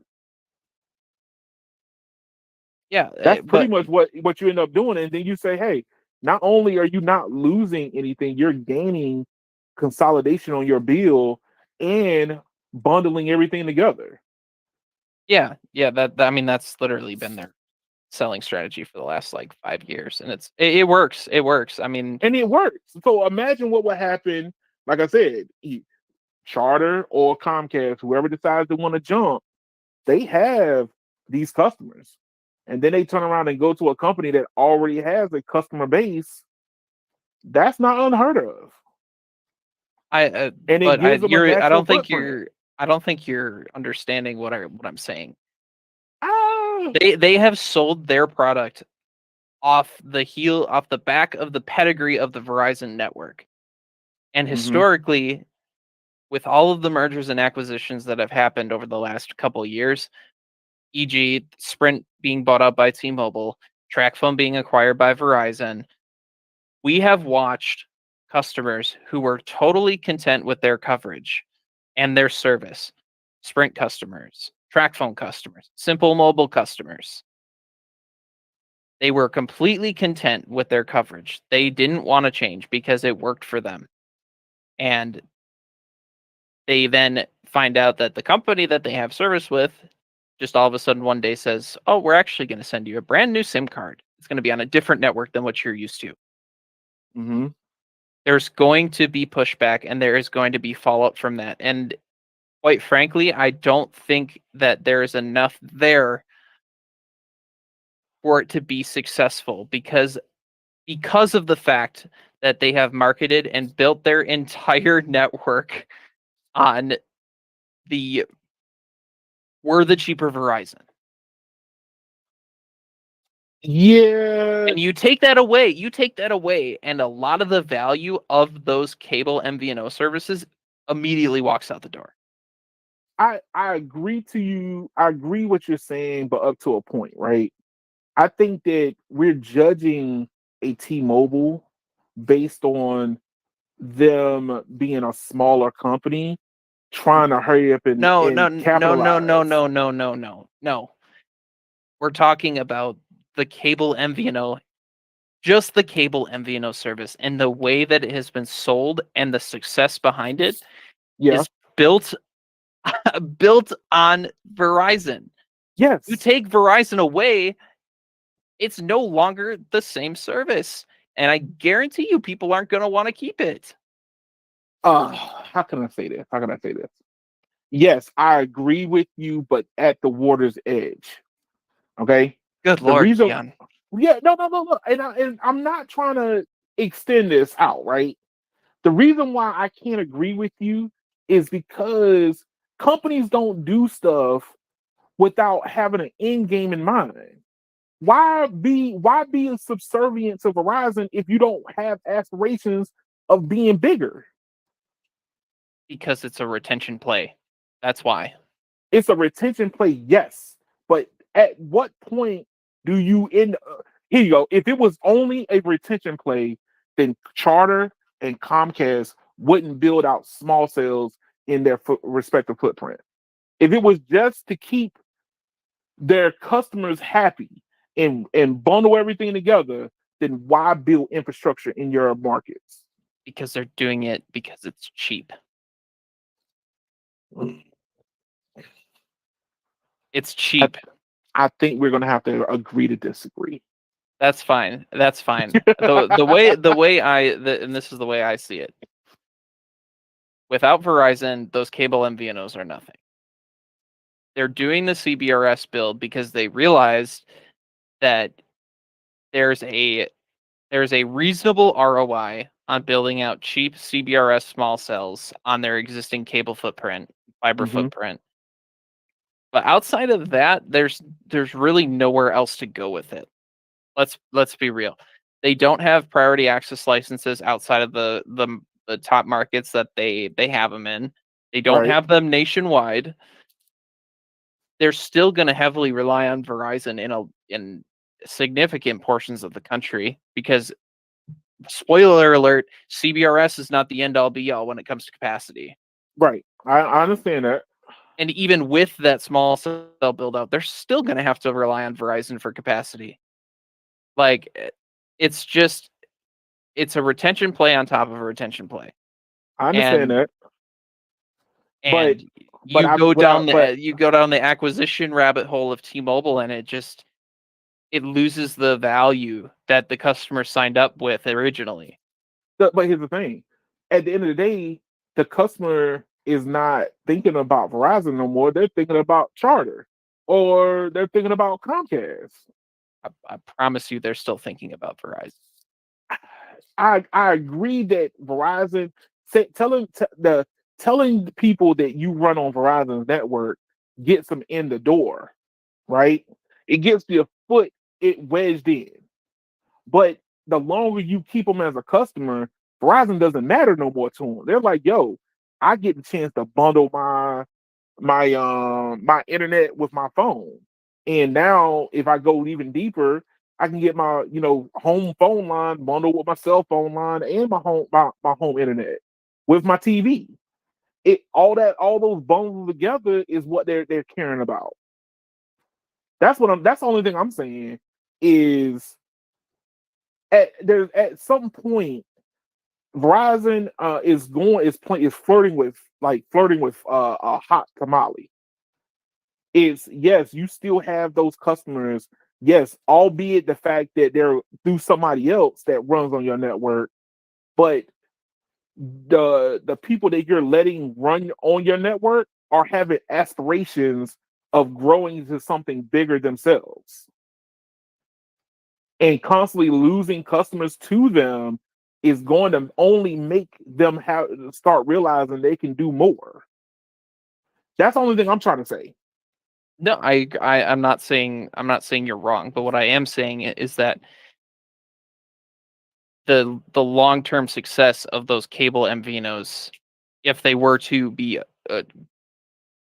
look into acquiring T-Mobile, is gonna fall apart real quick. Like, And but here's the thing: I ask this of anybody: if you were Comcast or you were a Charter, or do you want to stay on Verizon network forever?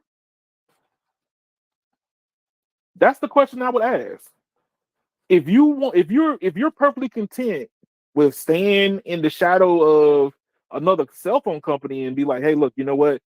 We only go wherever Verizon goes, and our customers will stay within their footprint. They're fine. Then you stay a MVNO for the duration of your until time ends, right? Or do you go, yo, it'd be nice if we had our own? I mean, I'm not gonna say that your train of thought is wrong or anything. I think at the end of the day, these companies are just trading blow for blow with each other, and it's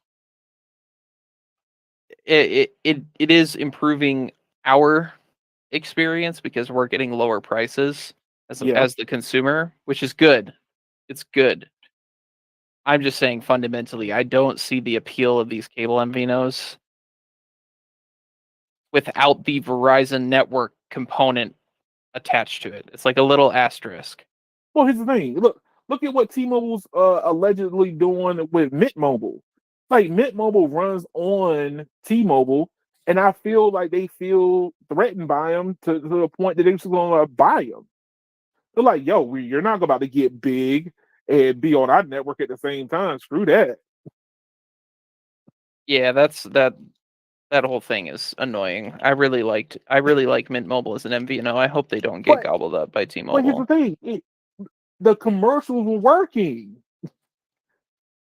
The Yeah, commercials were working. Like, yo, it was like, oh, you know what? And I like Ryan Reynolds. He's such a yeah. lovable guy. But what happens when T-Mobile acquires Mint Mobile and it's no longer the big wireless company killer that they market themselves at? What happens then? Oh, I don't know, man. I don't know. I They think die is what happens. They yeah, they die. do die, but they die in such a way that do they die like a ball of flame or do they just phase out? I think they T-Mobile will do what they did with Sprint. They will slowly add more requirements and make minor changes to inconvenience the customer just enough till they either submit to a traditional T-Mobile plan or they leave. I don't I know. hope Shane's still in here. I gotta ask him a question. He hasn't commented for a minute. Because he was talking about um Verizon having really bad coverage in West Virginia, and I keep hearing that, and I want to know what's up with that. Like, what is going on in West Virginia? Because I'm nowhere near the East Here it Coast. is. I There have you go. no There you go. idea.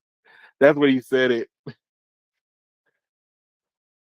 So you know what's funny? I actually want to take a trip to West Virginia from DC and actually check that. I thought about going to West Virginia. There's a casino place called Charlestown in West Virginia, and I wanted to go to not to gamble, but just to because I know there's a frequently traveled area for people before Maryland started getting their own um, casinos.